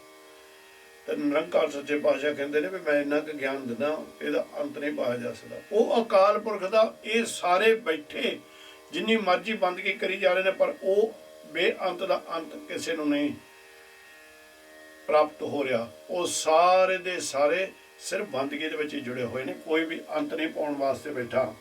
ज्ञान खंड में ज्ञान प्रचंड, कहंदे वो निरंकार सच्चे पातशाह हुण ज्ञान दी खल कहंदे कि ज्ञान खंड दे विच जिहड़ा कि मैं तुहानूं पहलां ज्ञान दिता है, ਉਹਦੇ ਵਿੱਚ ਗਿਆਨ ही प्रचंड महाप्रधान ज्ञान ही है। उत्ते तिथे नाद विनोद कोड आनंद उन्हां जगह दे उत्ते बड़े ने जिहड़े कि रागां दे विच गीतां दे विच सिफत कलास करदे ने, अनेकां उत्ते तमाशे कर रहे ने, उत्थे अनेकां तमाशे ने बना तमाशे करन वाले उत्ते बैठे ने, ते अनेकां ही ਜਿਹੜੇ तमाशिਆਂ ਦਾ स्वाद ਲੈਣ ਵਾਲੇ बैठे ने ਉੱਥੇ। ਸਰਮਖੰਡ की बाणी रूप ਹੁਣ ਸਭ ਤੋਂ ਪਹਿਲਾਂ ਮਹਾਰਾਜ ਨੇ ਧਰਮਸ਼ਾਲਾ ਬਣਾਤੀ, ਧਰਮਸ਼ਾਲਾ ਵਿੱਚ ਧਰਮ ਦੇ ਗੁਣ ਭਰ ਦਿੱਤੇ। ਉਹ ਤੋਂ ਬਾਅਦ ਹੁਣ ਗਿਆਨ ਖੰਡ ਬਣਾ ਦਿੱਤਾ, ਗਿਆਨ ਦੀ ਧਰਤ ਗਿਆਨ ਦੀ ਸੋਝੀ ਦੇ ਦਿੱਤੀ ਕਿ ਭਈ ਗਿਆਨ ਦੇ ਵਿੱਚ ਹਰ ਧਰਤੀ ਦੇ ਉੱਤੇ ਗਿਆਨਵਾਨ ਬੈਠੇ ਨੇ, ਉਹਨਾਂ ਦੇ ਵਿੱਚ ਨਾਲ ਕੀ ਕੀ ਚੀਜ਼ਾਂ ਨੇ ਉਹ ਸਾਰੀਆਂ ਨਿਰੰਕਾਰ ਨੇ ਦਿੱਤੀਆਂ। ਕਹਿੰਦੇ ਜਿਹੜਾ ਹੁਣ ਧਰਮ ਦੇ ਵਿੱਚੋਂ पैदा होया ज्ञान, उस ज्ञान दे नाल हुण सरमखंड की गल करन लगे ने महाराज। सरमखंड की गल जिहड़ी महाराज सच्चे पातशाह कहंदे ने, सरमखंड ने सरमखंड का मतलब उद्यम उद्यम मेहनत, कहंदे भी वो जिहड़ी अवस्था भी तुहाडी बन जाती है ना सरमखंड वाली, ओहदी कहंदे बाणी होर ही रूप दी है, जिहड़ी उत्थों पे तुहानूं जिहड़ी दात प्राप्त होनी आ वो भी तुहाडा रूप रंग वखरे वखरे बनाउंदी जानी। वो बाणी ने तुहानूं बदलदे जाना। बाणी पढ़न लगांगे तो उसले मन थोड़ा थोड़ा टिकाऊ दे विच आऊगा, जिद्दां जिद्दां बाणी दा रंग चढ़दा जाएगा तुहाडा रूप रंग भी बदलदा जाएगा। महाराज सच्चे पातशाह जी इत्थे ये गल करदे ने कि दिन रात तैनूं जिद्दां जिद्दां तूं बंदगी जुड़ा रहेगा उद्दां उद्दां तेरा जीवन सोहना स्वरूप वाला बन जाएगा। तिथे घाट घड़िए बहुत अनूप, कहते उस जगह के उत्ते अनेकां तरह दियां घाटतां घड़ियां जा रही ने। कहते उत्थे बहुत सोहने मन नूं घड़िया जा रहा है, बहुत सोहने मन नूं घड़िया जा रहा उत्थे। जिसले उस जगह के उत्ते बहुत सोहने मन नूं भी घड़िया जा रहा है तां कि गल्लां कथियां ना जाए। कहते उत्थे दियां जिहड़ियां बातां ने वो कथनियां नामुमकिन ने। जे को कहे पिछे पछताए, जे कोई कहेगा, जे कोई बयान करने की कोशिश करेगा तो मगरों उन्होंने बड़ा पछताना पाएगा। तिथे घड़िए सुरत मत मन बुद्ध, वो जिहड़ी सरमखंड की जगह है उत्थे भी की हुंदा तुहाडी सुरत नूं जिहड़ा ਜਿਹੜੀ ਇਹ ਬਾਣੀ ਆ, ਜਿਹੜਾ ਜਪ ਹੈ, ਜਿਹੜਾ ਤਪ, ਉਹ ਤੁਹਾਡੀ ਸੁਰਤ ਨੂੰ ਉੱਚਾ ਕਰੇਗਾ। ਮਤ ਤੁਹਾਡੀ ਜਿਹੜੀ ਹੈ ਉਹ ਸਚੇਤ ਵਾਲੀ ਬਣ ਜਾਏਗੀ। ਮਨ ਤੁਹਾਡਾ ਜਿਹੜਾ ਅਡੋਲਤਾ ਤੇ ਬੁੱਧ ਤੁਹਾਡੀ ਪਵਿੱਤਰ ਬਣ ਜਾਏਗਾ। ਤੇ ਘੜੀਏ ਸੁਰਾਂ ਸਿਧਾਂਗੇ ਸੁਧ, ਕਹਿੰਦੇ ਇਹ ਉਹ ਜਗ੍ਹਾ ਹੈ ਜਿੱਥੇ ਜੜ ਕੇ ਕਿ ਨਹੀਂ, ਜਿੱਥੇ ਜਾ ਕੇ ਜਾਂ ਗਿਆਨ ਹਾਸਲ ਕਰਕੇ ਸਰਮਖੰਡ ਦੇ ਵਿੱਚ ਆਪਣੀ ਮੱਤ ਨੂੰ ਤੁਸੀਂ ਦੇਵਤਿਆਂ ਵਰਗੀ ਬਣਾ ਸਕਦੇ ਹੋ। ਦੇਵਤਿਆਂ ਵਾਲੀ ਮੱਤ ਉੱਥੇ ਬਣ ਜਾਂਦੀ ਹੈ। ਸਰਮਖੰਡ ਦੇ ਵਿੱਚ ਦੇਵਤਿਆਂ ਵਾਲੀ ਮੱਤ ਬਣ ਜਾਂਦੀ ਜਿਸ ਵੇਲੇ, ਤਾਂ ਉਹ ਬਣਨੀ ਕਾਹਦੇ ਨਾਲ ਆ? ਵਾਹਿਗੁਰੂ ਕਿਰਪਾ ਕਰੋ, ਵਾਹਿਗੁਰੂ। ਉਹ ਬਣਨੀ ਹੈਗੀ ਆ ਵੀ ਜੇ ਬਣਨੀ ਹੈਗੀ ਆ ਜਦੋਂ ਤੁਸੀਂ, ਮੈਂ ਤੁਹਾਡੇ ਕੋਲ ਮਾੜੀ ਜਿਹੀ ਮਾਫੀ ਮੰਗਣਾ, ਵਿੱਚ ਕੋਈ ਟੈਲੀਫੋਨ ਹੀ ਕਰੀ ਜਾਣ ਡਿਆ, ਮੈਨੂੰ ਭੁਲੇਖਾ ਪੈ ਗਿਆ, ਇਹਨੂੰ ਟੈਲੀਫੋਨ ਨੂੰ ਬੰਦ ਕਰਦਾ ਚਿੱਟਾ ਭੁੱਲ ਗਿਆ। ਤੇ ਉਹ ਜਿਹੜੀ ਇਹ ਸਾਰੇ ਰੂਪ ਤੁਹਾਡੇ ਤਾਂ ਬਣਨੇ ਜਿੱਦਣ ਤੁਸੀਂ ਬਾਣੀ ਦੇ ਨਾਲ ਜੁੜਨਾ ਸ਼ੁਰੂ ਹੋਗਾ। ਬਾਣੀ ਤੋਂ ਮਤਲਬ ਗਿਆਨ ਦੇ ਨਾਲ, ਨਿਰੰਕਾਰ ਵੱਲੋਂ ਜੋ ਸਾਨੂੰ ਗਿਆਨ ਬਖਸ਼ਿਸ਼ ਹੋਇਆ ਉਹਦੇ ਨਾਲ ਜਦੋਂ ਅਸੀਂ ਜੁੜਨ ਲੱਗ ਪਏ, ਇੱਥੇ ਵੀ ਸਾਡੀ ਅਵਸਥਾ ਬਦਲਦੀ ਰਹਿਣੀ, ਬੜੀ ਰਹਿਣੀ। ਮਨਮੁਖ ਤੋਂ ਗੁਰਮੁਖ ਵੱਲ ਨੂੰ ਅਸੀਂ ਮਾਰਗ ਵੱਲ ਤੁਰੇ ਹੀ ਪੈਣਾ ਹੈ। ਤੇ ਉੱਥੇ ਵੀ ਜਾ ਕੇ ਜਿਸ ਵੇਲੇ ਅਸੀਂ ਅਖੀਰ ਤੇ ਪਹੁੰਚ ਜਾਂਦੇ ਹਾਂ, ਤੇ ਘੜੀਏ ਸੁਰਾਂ ਸਿੱਧਾਂ ਕੀ ਸੁਧ, ਕਹਿੰਦੇ ਵੀ ਸਭ ਤੋਂ ਉੱਚਮ ਤੁਹਾਡੀ ਬੋਲੀ ਹੋ ਜਾਣੀ ਆ। ਤੇ ਉੱਥੇ ਤੁਹਾਡਾ ਜਿਹੜਾ ਸੋਚਣਾ ਵੀ ਸੁਚੇਤ ਅੰਤ ਹੋ ਜਾਣਾ। ਹੁਣ ਮਹਾਰਾਜ ਗਾਹਾਂ ਜਾ ਕੇ ਗੱਲ ਕਰਦੇ ਨੇ ਕਿ ਕਰਮ ਖੰਡ ਕੀ ਬਾਣੀ ਜੋਰ, ਜਿਹੜੇ ਕਰਮ ਖੰਡ ਨੇ, ਇਸ ਜਗ੍ਹਾ ਦੀ ਜਿਹੜੀ ਪਰਿਭਾਸ਼ਾ ਹੈ, ਜਿਹੜੀ ਇਹਦੀ ਬਨਾਵਟ ਹੈ, ਇਹ ਇੱਥੋਂ ਬਲ ਤੇ ਤਾਕਤ ਵਾਲੀ ਪ੍ਰਾਪਤੀ ਹੁੰਦੀ ਆ। ਬਲ ਤੇ ਤਾਕਤ ਵਾਲੀ ਕਰਮ ਖੰਡ ਕੀ ਬਾਣੀ ਜੋਰ, ਜੋਰ ਤਾਕਤ ਨੂੰ ਕਿਹਾ। ਬੜੀ ਇੱਥੇ ਦੀ ਜਿਹੜੀ ਭਾਸ਼ਾ ਹੈ, ਇੱਥੇ ਦਾ ਜਿਹੜਾ ਗਿਆਨ ਹੈ ਉਹ ਬੜਾ ਤਾਕਤ ਵਾਲਾ ਹੈ ਕਰਮ ਖੰਡ ਦਾ। ਤਿੱਥੇ ਹੋਰ ਨਾ ਕੋਈ ਹੋਰ, ਇੱਥੇ ਉਹਦੇ ਬਰੋਬਰ ਹੋਰ ਕੋਈ ਨਹੀਂ ਹੈ। ਤਿੱਥੇ ਜੋਧ ਮਹਾਬਲਸੂਰ, ਇਹ ਜਗ੍ਹਾ ਦੇ ਉੱਤੇ ਜਿਹੜੇ ਯੋਧੇ ਨੇ, ਮਹਾਬਲੀ ਸੂਰਵੀਰ ਨੇ ਜਿਹੜੇ, ਉਹ ਜਿਹੜੇ ਨੇ ਉਹ ਇੱਥੋਂ ਇਹ ਜਗ੍ਹਾ ਦੇ ਉੱਤੋਂ ਉਹ ਗਿਆਨ ਲੈ ਕੇ ਇੱਥੋਂ ਉਹ ਬਲ ਹਾਸਲ ਕਰ ਲੈਂਦੇ ਨੇ। ਕਿਹੜਾ ਬਲ? ਜਿਹੜਾ ਸੂਰਵੀਰ ਯੋਧਿਆਂ ਵਾਲਾ ਬਲ ਹੈ। ਤਿੰਨਵੇਂ ਰਾਮ ਰਿਹਾ ਭਰਪੂਰ, ਤੇ ਯੋਧਿਆਂ ਨੂੰ ਬਲ ਜਿਹੜਾ ਸਹੀ ਵਰਤਣ ਦਾ ਗਿਆਨ ਉਦੋਂ ਉਹਨਾਂ ਨੂੰ ਪ੍ਰਾਪਤ ਹੋਏਗਾ। ਨਹੀਂ ਤਾਂ ਐਵੇਂ ਤੁਸੀਂ ਦੇਖੋ, ਮਾੜਾ ਜਿਹਾ ਸਰੀਰ ਚੰਗਾ ਹੋਵੇ, ਹੱਥ 'ਚ ਡਾਂਗ ਹੋਵੇ, ਅਸੀਂ ਮੱਲੋ ਮੱਲੀ ਕਿਸੇ ਦੇ ਨਾਲ ਫਸਣ ਵਾਸਤੇ ਕਾਹਲੇ ਪੈ ਜਾਂਦੇ ਹਾਂ। ਕਹਿੰਦੇ ਉੱਥੇ ਕੀ ਹੁੰਦਾ ਹੈ, ਉੱਥੇ ਜਾ ਕੇ ਇਹ ਬਲ ਦਾ ਸਾਨੂੰ ਸਹੀ ਗਿਆਨ ਉਦੋਂ ਹੁੰਦਾ। ਤਿੰਨਵੇਂ ਰਾਮ ਰਿਹਾ ਭਰਪੂਰ, ਜਦੋਂ ਸਾਡੇ ਅੰਦਰ ਉਹ ਪ੍ਰਮਾਤਮਾ ਅਕਾਲ ਪੁਰਖ ਦਾ ਪੂਰਾ ਟਿਕਾਅ ਹੋ ਜਾਂਦਾ ਹੈ, ਪੂਰਾ ਟਿਕਾਅ ਹੋ ਜਾਂਦਾ। ਫਿਰ ਇਹ ਜਿਹੜਾ ਸਾਡਾ ਬਲ ਹੈ, ਜਿਹੜੀ ਸਾਡੀ ਤਾਕਤ ਹੈ, ਉਹ ਜਿਹੜੀ ਹੈ ਉਹ ਸਾਨੂੰ ਸਹੀ ਇਸਤੇਮਾਲ ਕਰਨ ਦਾ ਗਿਆਨ ਹੋ ਜਾਂਦਾ ਹੈ। ਤਿੱਥੇ ਸੀਤਾ ਮਹਿਮਾ ਮਾਏ, ਕਹਿੰਦੇ ਵੀ ਉਹ ਉੱਥੇ ਜਿਹੜੇ ਜੀਵ ਨੇ ਉਹ ਨਾਮ ਦੇ ਵਿੱਚ ਸੀਤੇ ਹੋਏ ਨੇ, ਨਾਮ ਦੇ ਵਿੱਚ ਪਰੋਏ ਹੋਏ ਨੇ, ਉਹਦੀ ਮਰਜ਼ਾਦਾ ਦੇ ਵਿੱਚ ਪਰੋਏ ਹੋਏ ਨੇ। ਉਹਦੀ ਮਹਿਮਾ ਜਿਹੜੀ ਹੈ ਉਹ ਅਕਾਲ ਪੁਰਖ ਦੀ ਮਰਜ਼ਾਦਾ, ਉਹਦੇ ਵਿੱਚ ਸਾਰੇ ਪਰੋਏ ਹੋਏ ਨੇ। ਜਿਸ ਵੇਲੇ ਇਹ ਸਾਨੂੰ ਪਤਾ ਲੱਗ ਜਾਏਗਾ ਕਿ ਉਹਦੀ ਮਰਜ਼ਾਦਾ ਦੇ ਵਿੱਚ ਸਾਰੇ ਸਿਫਤ ਸਲਾਹ ਵਡਿਆਈ ਦੇ ਵਿੱਚ ਹੀ ਸਾਰੇ ਪਰੋਏ ਹੋਏ ਨੇ, ਤੇ ਉਹਦੀ ਸਿਫਤ ਸਲਾਹ ਦੇ ਨਾਲ ਹੀ ਇਹ ਦਾਤਾਂ ਪ੍ਰਾਪਤ ਹੁੰਦੀਆਂ ਨੇ। ਤਾਂ ਫਿਰ ਕਹਿੰਦੇ ਤਾਂ ਕਿ ਰੂਪ ਨਾ ਕਥਨੇ ਜਾਏ, ਕਿ ਫੇਰ ਵੀ ਉਹ ਅਕਾਲ ਪੁਰਖ ਦੇ ਕੋਈ ਰੂਪ ਨਹੀਂ ਦੱਸ ਸਕਦਾ, ਉਹਦੇ ਕੋਈ ਰੰਗ ਨਹੀਂ ਦੱਸ ਸਕਦਾ। ਨਾ ਉਹ ਮਰੇ ਨਾ ਠਾਗੇ ਜਾ, ਜਿਨ੍ਹਾਂ ਦੇ ਅੰਦਰ ਪ੍ਰਮਾਤਮਾ ਦਾ ਵਾਸਾ ਹੋ ਗਿਆ, ਉਹ ਨਾ ਤਾਂ ਫਿਰ ਮਰਦੇ ਨੇ ਨਾ ਜੰਮਦੇ ਨੇ, ਤੇ ਨਾ ਹੀ ਉਹ ਠਗੇ ਜਾਂਦੇ ਨੇ, ਉਹਨਾਂ ਨੂੰ ਕੋਈ ਠੱਗ ਵੀ ਨਹੀਂ ਸਕਦਾ। ਜਿਨ ਕੇ ਰਾਮ ਵਸੇ ਮਨ ਮਾਹੇ, ਜਿਨ੍ਹਾਂ ਦੇ ਹਿਰਦੇ ਵਿੱਚੋਂ ਪ੍ਰਮਾਤਮਾ ਆਣ ਕੇ ਬਹਿ ਗਿਆ, ਤੇ ਭਗਤ ਵਸੇ ਕੇ ਲੋ, ਕਹਿੰਦੇ ਉਹ ਜਗ੍ਹਾ ਦੇ ਉੱਤੇ ਭਗਤੀ ਕਰਕੇ ਹੀ ਵਾਸਾ ਹੋ ਸਕਦਾ। ਉੱਥੇ ਉਹੀ ਵਸਦੇ ਨੇ ਜਿਹੜੇ ਭਗਤੀ ਕਰਦੇ ਨੇ। ਕਰੇ ਆਨੰਦ ਸੱਚਾ ਮਨ ਸੋਏ, ਕਹਿੰਦੇ ਆਨੰਦ ਵਾਲਾ ਜੀਵਨ ਬਤੀਤ ਕਰਦੇ ਨੇ, ਤੇ ਸੱਚੇ ਦੀ ਰਜ਼ਾ ਦੇ ਵਿੱਚ ਰਹਿ ਕੇ ਜੋ ਸੱਚਾ ਕਰਨਾ ਉਹ ਮਨ ਦੇ ਵਿੱਚ ਉਸ ਨੂੰ ਧਾਰਨ ਕਰਕੇ, ਮਨ ਦੇ ਵਿੱਚ ਉਸ ਨੂੰ ਮੰਨ ਕੇ, ਉਹਦੀ ਰਜ਼ਾ ਦੇ ਵਿੱਚ ਰਹਿ ਕੇ, ਕਹਿੰਦੇ ਵੀ ਉੱਥੇ ਉਹ ਆਨੰਦ ਵਾਲਾ ਜੀਵਨ ਬਤੀਤ ਕਰਦੇ ਨੇ। ਪਰ ਉਹ ਜਗ੍ਹਾ ਕਿਹੜੀ ਆ? ਕਹਿੰਦੇ ਸੱਚਖੰਡ ਵਸੇ ਨਿਰੰਕਾਰ। ਉਹ ਖੰਡ ਜਿਹੜਾ ਹੈ ਉਹਦੇ ਵਿੱਚ ਸਿਰਫ ਅਕਾਲ ਪੁਰਖ ਦਾ ਹੀ ਵਾਸਾ ਹੈ, ਪਰਮਾਤਮਾ ਦਾ, ਨਿਰੰਕਾਰ ਦਾ, ਜਿਹਦਾ ਆਕਾਰ ਕੋਈ ਨਹੀਂ, ਰੂਪ ਕੋਈ ਨਹੀਂ, ਰੰਗ ਨਹੀਂ, ਉਹਦਾ ਹੀ ਵਾਸਾ ਹੈ। ਕਰ ਕਰ ਵੇਖੇ ਨਦਰ ਨਿਹਾਲ, ਕਹਿੰਦੇ ਉੱਥੇ ਬੈਠ ਕੇ ਵੀ ਉਹ ਸਾਰਿਆਂ ਦੇ ਉੱਤੇ ਆਪਣੀ ਮਿਹਰ ਦੀ ਨਜ਼ਰ ਪਾਉਂਦਾ ਤੇ ਵੀ ਸਾਰਿਆਂ ਨੂੰ ਜੋ ਕੌਤਕ ਕਰ ਰਹੇ ਨੇ, ਕਰਮ ਕਰ ਰਹੇ ਨੇ, ਕੰਮ ਕਰ ਰਹੇ ਨੇ, ਜੋ ਮਾੜਾ ਕਰ ਰਹੇ ਨੇ, ਚੰਗਾ ਕਰ ਰਹੇ ਨੇ, ਉਹ ਕਹਿੰਦੇ ਉਹ ਦੇਖਦਾ, ਦੇਖ ਕੇ ਨਿਹਾਲ ਹੁੰਦਾ, ਖੁਸ਼ ਹੋ ਜਾਂਦਾ। ਤੇ ਹੁਣ ਜੇ ਕੋਈ ਗਲਤ ਕੰਮ ਕਰਦਾ ਹੋਵੇ ਨਾ, ਉਹਦੇ ਵੱਲ ਵੀ ਦੇਖ ਕੁਝ ਕਹਿੰਦਾ ਵੀ ਮੈਂ ਭੇਜਿਆ ਸੀ ਬੰਦਗੀ ਕਰਨ ਵਾਸਤੇ, ਦੇਖੋ ਕਿਹੜੇ ਰਾਹ ਪੈ ਗਿਆ ਇਹ। ਤਿੱਥੇ ਖੰਡ ਮੰਡਲ ਬਰਭੰਡ, ਕਹਿੰਦੇ ਉਹ ਜਿੱਥੇ ਜਿਹਦੀ ਗੱਲ ਕਰਦੇ ਮਹਾਰਾਜ ਸੱਚੇ ਪਾਤਸ਼ਾਹ ਜੀ, ਤਿੱਥੇ ਖੰਡ ਮੰਡਲ ਬਰਭੰਡ, ਇੱਕ ਐਸੀ ਅਵਸਥਾ ਸੰਸਾਰ ਦੇ ਉੱਤੇ ਅਕਾਲ ਪੁਰਖ ਬਣਾ ਦਿੰਦੇ ਨੇ ਜਿੱਥੇ ਜੀਵ ਨੂੰ ਖੰਡਾਂ ਬ੍ਰਹਮੰਡਾਂ ਦਾ ਗਿਆਨ ਹੋ ਜਾਂਦਾ। ਖੰਡਾਂ ਬ੍ਰਹਮੰਡਾਂ ਦਾ ਵਿਰਲਾ ਸੰਸਾਰ ਤੇ ਕੋਈ ਹੈ, ਜੇ ਕੋ ਕਥੇ ਤਾਂ ਅੰਤ ਨਾਂਤ, ਪਰ ਕਹਿੰਦੇ ਉੱਥੇ ਬੈਠ ਕੇ ਵੀ ਜੇ ਇੰਨਾ ਵੀ ਗਿਆਨ ਹਾਸਲ ਹੋ ਗਿਆ ਜੀਵ ਨੂੰ, ਪਰ ਜੇ ਉਹ ਉਹਦਾ ਅਕਾਲ ਪੁਰਖ ਦਾ ਆਦੰਤ ਦਾ ਕਥਨ ਕਰਨ ਦੀ ਕੋਸ਼ਿਸ਼ ਕਰੇ ਤਾਂ ਕਥਿਆ ਨਹੀਂ ਜਾ ਸਕਦਾ, ਉਹ ਉੱਤੇ ਬਿਆਨ ਨਹੀਂ ਕਰ ਸਕਦਾ। ਤਿੱਥੇ ਲੋ ਲੋ ਆਕਾਰ, ਕਹਿੰਦੇ ਉਹ ਅਵਸਥਾ ਦੇ ਵਿੱਚ ਜਿਹੜਾ ਪਹੁੰਚ ਜਾਂਦਾ ਉਹਨੂੰ ਅਨੇਕਾਂ ਭਵਨਾਂ ਦਾ ਗਿਆਨ ਹੋ ਜਾਂਦਾ।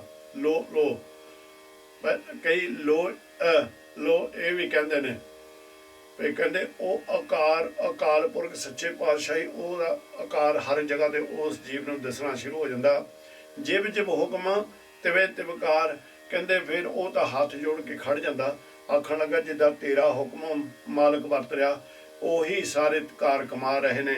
ਵੇਖੇ ਵਿਕਸੇ ਕਰ ਵਿਚਾਰ, ਨਿਰੰਕਾਰ ਸੱਚੇ ਪਾਤਸ਼ਾਹ ਇਸ ਖੇਡ ਨੂੰ ਦੇਖ ਦੇਖ ਕੇ, ਜਾਂ ਨਿਰੰਕਾਰ ਦੀ ਇਹ ਖੇਡ ਨੂੰ ਵੇਖ ਕੇ ਸੰਸਾਰ ਦਾ ਜੀਵ ਖੁਸ਼ ਹੁੰਦਾ ਤੇ ਨਾਲ ਉੱਚੀਆਂ ਸੁੱਚੀਆਂ ਵਿਚਾਰਾਂ ਕਰਦਾ।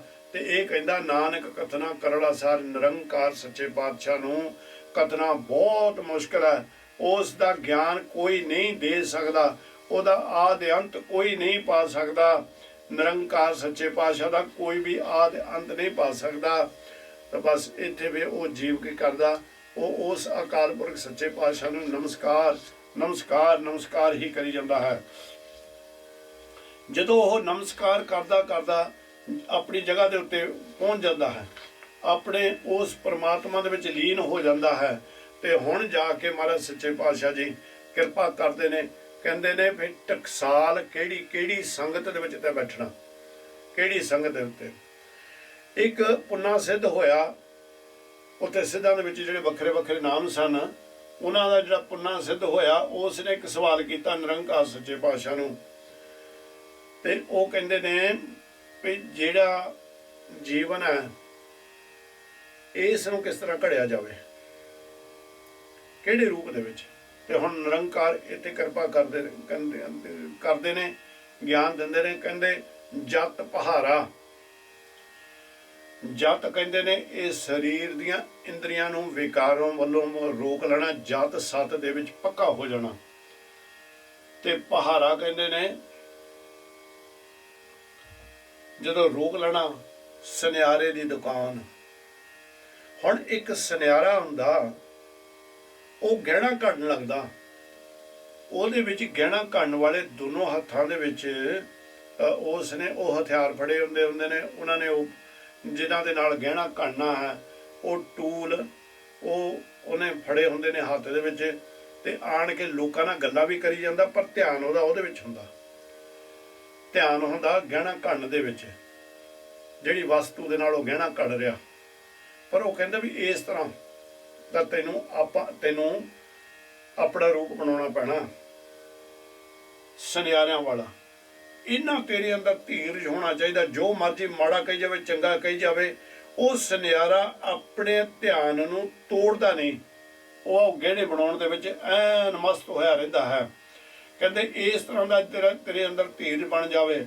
ਆਹਰਣ ਮਤ ਵੇਦ ਹਥਿਆਰ, ਕਹਿੰਦੇ ਜਿਹੜਾ ਕਿ ਆਹਰਣ ਹੈ, ਹੁਣ ਤੁਸੀਂ ਆਹਰਣ ਵੀ ਦੇਖੀ ਆ, ਇਹਦੇ ਉੱਤੇ ਲੋਹਾਰ ਭਾਈ ਵੀ ਜਿਹੜੀ ਚੀਜ਼ ਬਣਾਉਂਦੇ ਨੇ, ਤੇ ਸੁਨਿਆਰਿਆਂ ਦੇ ਕੋਲ ਵੀ ਹੁੰਦੀ, ਇਹਦੇ ਉੱਤੇ ਉਹ ਸੋਨੇ ਨੂੰ ਰੱਖਦੇ ਨੇ। ਕਹਿੰਦੇ ਇਹ ਜਿਹੜੀ ਆਹਰਣ ਹੈ, ਜਿਹੜੀ ਥੱਲੇ ਪਈ ਆ, ਪਰ ਉਹਦੇ ਉੱਤੇ ਥੋੜੇ ਦੀਆਂ ਬੜੀਆਂ ਸੱਟਾਂ ਮਾਰੀਆਂ ਜਾਂਦੀਆਂ ਨੇ, ਉਹ ਗਰਮ ਸੋਨੇ ਨੂੰ ਰੱਖ ਕੇ ਜਾਂ ਗਰਮ ਲੋਹੇ ਨੂੰ ਰੱਖ ਕੇ ਇਹਦੇ ਉੱਤੇ ਉਹਦੇ ਨਾਲ ਜਿਹੜੀ ਵੀ ਵਸਤੂ ਬਣਾਉਣੀ ਘੜੀ ਜਾਂਦੀ ਹੈ। ਕਹਿੰਦੇ ਇਸ ਤਰ੍ਹਾਂ ਤੂੰ ਬਣ ਜਾ, ਆਪਣੀ ਮੱਤ ਨੂੰ ਇਸ ਤਰ੍ਹਾਂ ਬਣਾ ਲਾ ਵੀ ਆਹ ਰਹਿਣ, ਤੇ ਇਹਦੇ ਉੱਤੇ ਥੋੜਾ ਚਲਾ ਕਾਹਦਾ, ਵੇਦ ਦਾ, ਗਿਆਨ ਦਾ ਥੋੜਾ ਚਲਾ। ਪਾਓ ਖੱਲਾ ਅਗਨ ਤਪਤਾਓ, ਮਨ ਦੇ ਵਿੱਚ ਪਰਮੇਸ਼ਰ ਦਾ ਡਰ ਰੱਖ, ਹਰ ਵੇਲੇ ਡਰ ਦੇ ਵਿੱਚ ਰਹਿ ਕਿ ਮੇਰੇ ਕੋਲੋਂ ਐਸਾ ਕੰਮ ਨਾ ਕੋਈ ਹੋ ਜਾਵੇ ਵੀ ਜਿਹਦੇ ਕਾਰਨ ਕਰਕੇ ਕਿ ਮੈਨੂੰ ਪਛਤਾਉਣਾ ਪੈ ਜਾਵੇ। ਪਰ ਕਹਿੰਦੇ ਵੀ ਇਸ ਤਰ੍ਹਾਂ ਦਾ ਤੂੰ ਜਿਹੜਾ ਜਿਸ ਵੇਲੇ ਤੂੰ ਪਰਮੇਸ਼ਰ ਦਾ ਡਰ ਆਪਣੇ ਅੰਦਰ ਰੱਖ ਲੇਗਾ, ਡਰ ਦੀ ਜਦੋਂ ਤੇਰੇ ਅੰਦਰ ਤੈਨੂੰ ਸੁਚੇਤ ਹੋ ਗਿਆ, ਫਿਰ ਸਮਝ ਲਾ ਇਹ ਜਿਹੜੀ ਉਹ ਭੱਠੀ ਦੇ ਵਿੱਚ ਅੱਗ ਮੱਚ ਰਹੀ, ਇਹ ਉਹ ਰੂਪ ਹੈ। ਭਾਂਡਾ ਪਾਓ ਅੰਮ੍ਰਿਤ ਢਾਲ, ਕਹਿੰਦੇ ਫਿਰ ਇਹ ਜਿਹੜਾ ਭਾਂਡਾ ਆ ਪ੍ਰੇਮ ਦਾ ਭਾਂਡਾ ਬਣਾ, ਉਹਦੇ ਵਿੱਚ ਫਿਰ ਨਿਰੰਕਾਰ ਦੇ ਨਾਮ ਦੀ ਡਲੀ ਪਾਸ ਜਿੱਦਾਂ ਸੋਨਾ ਪਾਉਂਦਾ ਨਾ ਸੁਨਿਆਰਾ, ਤੂੰ ਨਾਮ ਪਾ ਉਹਦੇ ਵਿੱਚ, ਨਾਮ ਅੰਮ੍ਰਿਤ ਨਾਮ ਪਾ ਉਹਦੇ ਵਿੱਚ, ਅੰਮ੍ਰਿਤ ਚੋਣਾ ਸ਼ੁਰੂ ਕਰ ਦਿੱਤੇ। ਇਹ ਜਿਹੜਾ ਭਾਂਡਾ ਪ੍ਰੇਮ ਦਾ ਭਾਂਡਾ ਪ੍ਰੇਮ ਵਾਲਾ ਜਿਹੜਾ ਹੈ। ਤੇ ਘੜੀਆ ਸ਼ਬਦ ਸੱਚੀ ਟਕਸਾਲ, ਕਹਿੰਦੇ ਵੀ ਸ਼ਬਦ ਦੇ ਵਿੱਚ ਜੀਵਨ ਆਪਣਾ ਸਮਾਪਤ ਕਰਦੇ, ਜੀਵਨ ਨੂੰ ਉਸ ਸ਼ਬਦ ਦਾ ਰੰਗ ਚਾੜ ਲਾ। ਤੇ ਜਿਸ ਵੇਲੇ ਤੇਰੇ ਉੱਤੇ ਸ਼ਬਦ ਦਾ ਮਜੀਠਾ ਰੰਗ ਚੜ ਗਿਆ, ਜੀਵਨ ਦੇ ਉਸ ਸ਼ਬਦ ਦੇ ਹੀ ਕੱਪੜੇ ਤੇਰੇ ਹੋ ਗਏ, ਕਹਿੰਦੇ ਵੀ ਉਹ ਸੱਚੀ ਟਕਸਾਲ ਹੈ। ਉਹ ਸ਼ਬਦ ਜਦੋਂ ਤੇਰੇ ਅੰਦਰੋਂ ਪ੍ਰਗਟ ਹੋ ਗਿਆ, ਤੂੰ ਵੇ ਉਹ ਟਕਸਾਲ ਦਾ ਵਿਦਿਆਰਥੀ ਬਣ ਜਾਵੇਂਗਾ। ਪਰ ਜਿਨ ਕੋ ਨਦਰ ਕਰਮ ਕਾ ਤਿਨਕਾਰ, ਕਹਿੰਦੇ ਉਹਦੇ ਵਿੱਚ ਵਿਰਲਾ ਹੀ ਆ ਸੰਸਾਰ ਦੇ ਉੱਤੇ ਜਿਹੜਾ ਪਹੁੰਚਦਾ। ਕੌਣ? ਜਿਨ੍ਹਾਂ ਦੇ ਉੱਤੇ ਨਿਰੰਕਾਰ ਸੱਚੇ ਪਾਤਸ਼ਾਹ ਜੀ ਮਿਹਰ ਦੀ ਨਜ਼ਰ ਕਰਦੇ ਨੇ, ਤੇ ਜਿਹੜੇ ਆਪਣੇ ਕਰਮ ਸ਼ੁਭ ਬਣਾ ਲੈਂਦੇ ਨੇ, ਕਰਮ ਉੱਚੇ ਤੇ ਸੁੱਚੇ ਬਣਾ ਲੈਂਦੇ ਦਾ ਉਹਨਾਂ ਦਾ ਕਿਰਤ ਬਣ ਜਾਂਦੀ, ਤਿਨਕਾਰ ਉਹਨਾਂ ਦੀ ਕਿਰਤ ਬਣ ਜਾਂਦੀ, ਸ਼ੁਭ ਕਰਮ ਕਰਨ ਦੀ, ਸੇਵਾ ਕਰਨ ਦੀ, ਸਿਮਰਨ ਕਰਨ ਦੀ, ਜਨ ਬਣਨ ਦੀ, ਦਾਸਨ ਦਾਸ ਬਣਨ ਦੀ। ਮਹਾਰਾਜ ਗਾਹਾਂ ਜਾ ਕੇ ਉਪਦੇਸ਼ ਦੇਣਗੇ। ਜਿਨ੍ਹਾਂ ਦੇ ਇਹ ਹੋ ਗਈ ਤਾਂ ਫਿਰ ਕੀ ਕਰਦੇ, ਨਾਨਕ ਨਦਰੀ ਨੰਦਰ ਨਿਹਾਲ ਨਿਰੰਕਾਰ ਸੱਚੇ ਪਾਤਸ਼ਾਹ ਜੀ ਉਹਦੇ ਉੱਤੋਂ ਦੀਆਂ ਸਾਰੀਆਂ ਸੰਸਾਰ ਦੀਆਂ ਤਿੰਨਾਂ ਭਵਨਾਂ ਦੀਆਂ ਖੁਸ਼ੀਆਂ ਨਿਹਾਲ ਨਿਸ਼ਾਵਰ ਕਰ ਦੇਣਗੇ, ਜਿਹੜਾ ਜੀਵ ਇੱਥੇ ਪਹੁੰਚ ਗਿਆ। ਸੋ ਇਹ ਸਨ ਜਪਜੀ ਸਾਹਿਬ ਦੇ ਅਰਥ। ਉਹ ਤੋਂ ਬਾਅਦ ਹੈ ਸ਼ਲੋਕ, ਪਵਨ ਗੁਰੂ ਪਾਣੀ ਪਿਤਾ ਮਾਤਾ ਧਰਤ ਮਹਤ, ਕਹਿੰਦੇ ਇਹ ਸੰਸਾਰ ਦੇ ਜੀਵੋ ਤੇ ਇਹ ਸਿੱਧੋ, ਇਹ ਜਿਹੜੀ ਹਵਾ ਇਹਨੂੰ ਗੁਰੂ ਰੂਪ ਜਾਣੋ। ਹਵਾ ਤੋਂ ਬਗੈਰ ਜੀਆ ਨਹੀਂ ਜਾ ਸਕਦਾ, ਪਾਣੀ ਪਿਤਾ, ਪਾਣੀ ਤੋਂ ਬਗੈਰ ਵੀ ਮੌਤ ਅਵਸ਼ਾ। ਤੇ ਜਿਹੜੀ ਧਰਤੀ ਹੈ, ਜਿਸ ਧਰਤੀ ਦੇ ਉੱਤੇ ਤੁਸੀਂ ਸੋਭਨੀਕ ਹੋ, ਇਹਨੂੰ ਮਾਤਾ ਦੇ ਰੂਪ ਦੇ ਵਿੱਚ ਲਓ, ਕਿਉਂਕਿ ਇਹੀ ਅਨ ਪਦਾਰਥ ਤੁਹਾਨੂੰ ਦੇ ਰਹੀ ਹੈ। ਦਿਵਸ ਰਾਤ ਦੋਇ ਦਾਈ ਦਾਇਆ ਖੇਲੇ ਸਗਲ ਜਗਤ, ਕਹਿੰਦੇ ਦਿਨ ਰਾਤ ਦੋਨੋਂ ਇਹ ਦਾਈ ਦਾਇਆ। ਹੁਣ ਦਾਈ ਦਾਇਆ ਦਾ ਮਤਲਬ ਜਿਹੜਾ ਆਪਾਂ ਨੂੰ ਇੱਥੋਂ ਕੱਢੇਗਾ ਕਿ ਰਾਤ ਜਾਣੀ ਕਿ ਦਿਨ ਰਾਤ ਖਿਡਾਉਣ ਵਾਲੇ। ਕਿ ਜਦੋਂ ਬੱਚਾ ਪੈਦਾ ਹੁੰਦਾ ਨਾ, ਤੇ ਉਹ ਦਾਈ ਜਿਹੜੀ ਹੁੰਦੀ ਆ ਉਹ ਪਹਿਲਾਂ ਉਹਨੂੰ ਖਿਡਾਉਂਦੀ ਆ ਨਾ, ਤੇ ਫਿਰ ਜਿਹੜਾ ਜਾਣੀ ਕਿ ਘਰ ਦਾ ਜੀਵ ਆ ਹੁਣ ਉਹ ਵੀ ਉਹਨੂੰ ਖਿਡਾਉਂਦਾ। ਕਹਿੰਦੇ ਇਸੇ ਤਰ੍ਹਾਂ ਦਿਨ ਰਾਤ ਜਿਹੜੇ ਨਾ ਇਹ ਸਾਰੇ ਜਗਤ ਨੂੰ ਖਿਡਾ ਰਹੇ ਨੇ। ਤੇ ਜਾਂ ਦੂਜੇ ਪਾਸੇ ਆਪਾਂ ਸੋਚ ਲਈਏ ਵੀ ਇਹ ਸੰਸਾਰ ਦੀ ਜਿਹੜੀ ਖੇਡ ਹੈ, ਇੱਥੇ ਆ ਵੀ ਅਨੇਕਾਂ ਰਹੇ ਨੇ, ਜਾ ਵੀ ਅਨੇਕਾਂ ਇੱਥੋਂ ਰਹੇ ਨੇ। ਇਸ ਕਰਕੇ ਇਹ ਸੰਸਾਰ ਦੀ ਖੇਡ ਉਹ ਅਕਾਲ ਪੁਰਖ ਨੇ ਇਸੇ ਤਰ੍ਹਾਂ ਦੀ ਬਣਾਈ ਹੋਇਆ। ਚੰਗਿਆਈਆਂ ਵਰਿਆਈਆਂ ਵਾਚੇ ਧਰਮ ਦੂਰ, ਕਹਿੰਦੇ ਤੇਰੀਆਂ ਚੰਗਿਆਈਆਂ ਤੇ ਵਰਿਆਈਆਂ ਚਿੱਤਰਗੁਪਤ ਨੇ ਜਾ ਕੇ ਜਦੋਂ ਲੇਖਾ ਦੇਣਾ, ਉਹ ਧਰਮਰਾਜ ਹਰ ਵੇਲੇ ਵੇਖ ਰਿਹਾ ਹੈ, ਹਰ ਵੇਲੇ ਵਿਚਾਰ ਰਿਹਾ ਉਹਨਾਂ ਬਾਰੇ। ਕਰਮੀ ਆਪੋ ਆਪਣੀ ਕੇ ਨੇੜੇ ਕੇ ਦੂਰ, ਕਹਿੰਦੇ ਜਿੰਨੇ ਤੂੰ ਕਰਮ ਅੱਛੇ ਕਮਾਏਗਾ ਉਹਨਾਂ ਤੂੰ ਨੇੜੇ ਹੋ ਜਾਏਗਾ, ਤੇ ਜੇ ਤੂੰ ਮਾੜੇ ਕਰਮ ਕਰੇਗਾ ਉਹਨੇ ਦੂਰ ਹੋਗਾ। ਤੇਰੇ ਤੇ ਉੱਤੇ ਆ, ਤੂੰ ਕੀ ਕਰਨਾ ਚਾਹੁੰਦਾ। ਤੂੰ ਪਰਮਾਤਮਾ ਦੇ ਸਤਿਗੁਰ ਨੇ ਤਾਂ ਜਪਜੀ ਸਾਹਿਬ ਦੇ ਵਿੱਚ ਸਾਰਾ ਗਿਆਨ ਇੱਕ ਕੁੱਜੇ ਦੇ ਵਿੱਚ ਪਾ ਕੇ ਰੱਖ ਦਿੱਤਾ ਸਮੁੰਦਰ ਨੂੰ। ਤੇ ਇਹ ਤਾਂ ਹੁਣ ਸਾਡੀ ਆਪਣੀ ਮਰਜ਼ੀ ਆ ਵੀ ਕੀ ਅਸੀਂ ਉਹ ਗਿਆਨ ਦੇ ਵਿੱਚੋਂ ਕੁਝ ਹਾਸਲ ਕਰਕੇ ਗੁਰੂ ਦੇ ਨੇੜੇ ਹੋਣਾ, ਜਾਂ ਮਨਮੁੱਖਾਂ ਵਾਲਾ ਜੀਵਨ ਬਤੀਤ ਕਰਕੇ ਜਨਮ ਮਰਨ ਦੇ ਚੱਕਰ ਦੇ ਵਿੱਚ ਪੈ ਰਹਿਣਾ। ਤਾਂ ਇਹ ਕਹਿੰਦੇ ਵੀ ਤੇਰੇ ਆਪਣੇ ਕਰਮਾਂ ਦੇ ਉੱਤੇ ਡਿਪੈਂਡ ਹੈ, ਤੇਰੇ ਆਪਣੇ ਕਰਮਾਂ ਦੇ ਉੱਤੇ ਆ ਵੀ ਤੂੰ ਨੇੜੇ ਹੋਣਾ ਕਿ ਦੂਰ ਹੈ। ਤੇ ਨਾਲ ਮਹਾਰਾਜ ਸੱਚੇ ਪਾਤਸ਼ਾਹ ਜੀ ਕਹਿੰਦੇ ਨੇ ਵੀ ਜਿਨੀ ਨਾਮ ਧਿਆਇਆ ਗਏ ਮਸਕਤ ਕਾਲ, ਕਹਿੰਦੇ ਜਿਨ੍ਹਾਂ ਨੇ ਇੱਥੇ ਮਸ਼ੱਕਤ ਕਹਿੰਦੇ ਨੇ, ਜਿਨ੍ਹਾਂ ਨੇ ਆਣ ਕੇ ਇਸ ਤਰ੍ਹਾਂ ਦੀ ਘਾਲ ਕਮਾਈ ਕੀਤੀ ਨਾਮ ਦੀ, ਨਾਮ ਧਿਆਇਆ ਨਾਨਕ ਤੇ ਮੁਖ ਉਜਲੇ ਕੀਤੀ ਛੁੱਟੀ ਨਾਲ, ਕਹਿੰਦੇ ਉਹ ਅਕਾਲ ਪੁਰਖ ਨਿਰੰਕਾਰ ਸੱਚੇ ਪਾਤਸ਼ਾਹ ਉਹਨਾਂ ਦੇ ਮੁਖ ਸੰਸਾਰ ਦੇ ਵੀ ਉਜਲੇ ਕਰਦੇ ਨੇ, ਉਹਨਾਂ ਨੂੰ ਸੰਸਾਰ ਤੇ ਵੀ ਵਡਿਆਈਆਂ ਦਿੰਦੇ ਨੇ। ਤੇ ਜਿਸ ਵੇਲੇ ਸੰਸਾਰ ਤੋਂ ਜੀਵ ਜਾਣ ਲੱਗਦਾ ਨਾ, ਨਿਰੰਕਾਰ ਸੱਚੇ ਪਾਤਸ਼ਾਹ ਜੀ ਕਹਿੰਦੇ ਨੇ ਉਹਨਾਂ ਦੇ ਨਾਲ ਉਹਨਾਂ ਦਾ ਫੇਰ ਹਿਸਾਬ ਕਿਤਾਬ ਕਿਤੇ ਨਹੀਂ ਹੁੰਦਾ। ਉਹਨਾਂ ਨੂੰ ਦਰਗਾਹ ਦੇ ਵਿੱਚ ਵੀ ਹਰ ਇੱਕ ਤਰ੍ਹਾਂ ਦੀ ਛੋਟ ਮਿਲ ਜਾਂਦੀ ਹੈ। ਨਾਨਕ ਤੇ ਮੁਖ ਉਜਲੇ ਕੀਤੀ ਛੁੱਟੀ ਨਾਲ ਨਿਰੰਕਾਰ ਨਾਲ ਹੀ ਤੁਰ ਜਾਂਦੇ ਨੇ। ਹੁਣ ਹਰ ਜਗ੍ਹਾ ਦੇ ਉੱਤੇ ਸਤਿਗੁਰ ਸੱਚੇ ਪਾਤਸ਼ਾਹ ਜੀ ਉਹਦਾ ਰਖਵਾਲਾ ਬਣ ਜਾਂਦੇ ਨੇ। ਬਸ ਇੰਨੀ ਸੇਵਾ ਪ੍ਰਵਾਨ ਕਰ ਲੈਣੀ ਅੱਜ ਦੀ ਗਾਂ, ਜਿੱਦਾਂ ਗੁਰੂ ਮਹਾਰਾਜ ਕਿਰਪਾ ਕਰਨਗੇ ਇਸੇ ਤਰ੍ਹਾਂ ਹੀ ਆਪ ਜੀ ਦੇ ਨਾਲ ਅਰਥਾਂ ਦੀ ਅਸੀਂ ਆਪਣੇ ਨਾਲ ਸਾਂਝ ਪਾਈ ਜਾਵਾਂਗੇ। ਪਰ ਇਸ ਵਚਨ ਕਰਦਿਆਂ ਤੋਂ ਮੈਂ ਜਿੱਦਾਂ ਹਰ ਵਾਰੀ ਤੁਸੀਂ ਸ਼ਾਇਦ ਇਹਨੂੰ ਗੱਲ ਨੂੰ ਵਾਰ-ਵਾਰ ਸੁਣ ਕੇ ਤੁਹਾਡੇ ਮਨ ਨੂੰ ਵੀ ਅਨੁਭਵ ਹੋ ਜਾਣਾ, ਪਰ ਮੈਨੂੰ ਪਤਾ ਹੀ ਨਹੀਂ ਮੈਂ ਕਿਹਦੇ ਨਾਲ ਕਿਹੜੇ ਨਾਮ ਦੇ ਨਾਲ ਆਪ ਜੀ ਦੇ ਕੋਲੋਂ ਮਾਫੀ ਮੰਗਾ, ਕਿਹੜੇ ਰੂਪ ਦੇ ਵਿੱਚ ਤੁਹਾਨੂੰ ਅਨੁਭਵ ਕਰਾ ਸਕਾਂ ਕਿ ਸੱਚਮੁੱਚ ਹੀ ਮਨ ਦੇ ਵਿੱਚ ਹਰ ਵੇਲੇ ਡਰ ਪਿਆ ਰਹਿੰਦਾ ਵੀ ਗਲਤੀਆਂ ਹੁੰਦੀਆਂ ਨੇ। ਇਹ ਗਲਤੀਆਂ ਨੂੰ ਤੁਸੀਂ ਹੀ ਬਖਸ਼ਣ ਵਾਲੇ ਹੋ। ਜਾਂ ਨਿਰੰਕਾਰ ਦੇ ਮੂਹਰੇ ਅਰਦਾਸ ਕਰਕੇ ਸਾਨੂੰ ਬਖਸ਼ਾ ਦੇਵੋਗੇ। ਹੋਈਆਂ ਭੁੱਲਾਂ ਚੁੱਕਾਂ ਦੀ ਖਿਮਾ ਤੇ ਗਾਹਾਂ ਦੇ ਜਿਹੜੇ ਅਦਾਏ ਆਉਣਗੇ ਉਹਨਾਂ ਦੀ ਵੀ ਸੇਵਾ ਨੂੰ ਇਸੇ ਤਰ੍ਹਾਂ ਆਪ ਜੀ ਨੇ ਪ੍ਰਵਾਨ ਕਰ ਲੈਣਾ। ਫਤਿਹ ਬੁਲਾ ਕੇ ਛੁੱਟੀਆਂ ਬਖਸ਼ੋ। ਵਾਹਿਗੁਰੂ ਜੀ ਕਾ ਖਾਲਸਾ, ਵਾਹਿਗੁਰੂ ਜੀ ਕੀ ਫਤਿਹ। ਜਪੋ ਸਤਨਾਮ ਸਤਨਾਮ ਸਤਨਾਮ ਜੀ। ਵਾਹਿਗੁਰੂ ਵਾਹਿਗੁਰੂ ਜੀ। ਜਪੋ ਸਤਨਾਮ ਸਤਨਾਮ ਸਤਨਾਮ ਜੀ। ਵਾਹਿਗੁਰੂ ਵਾਹਿਗੁਰੂ ਜੀ।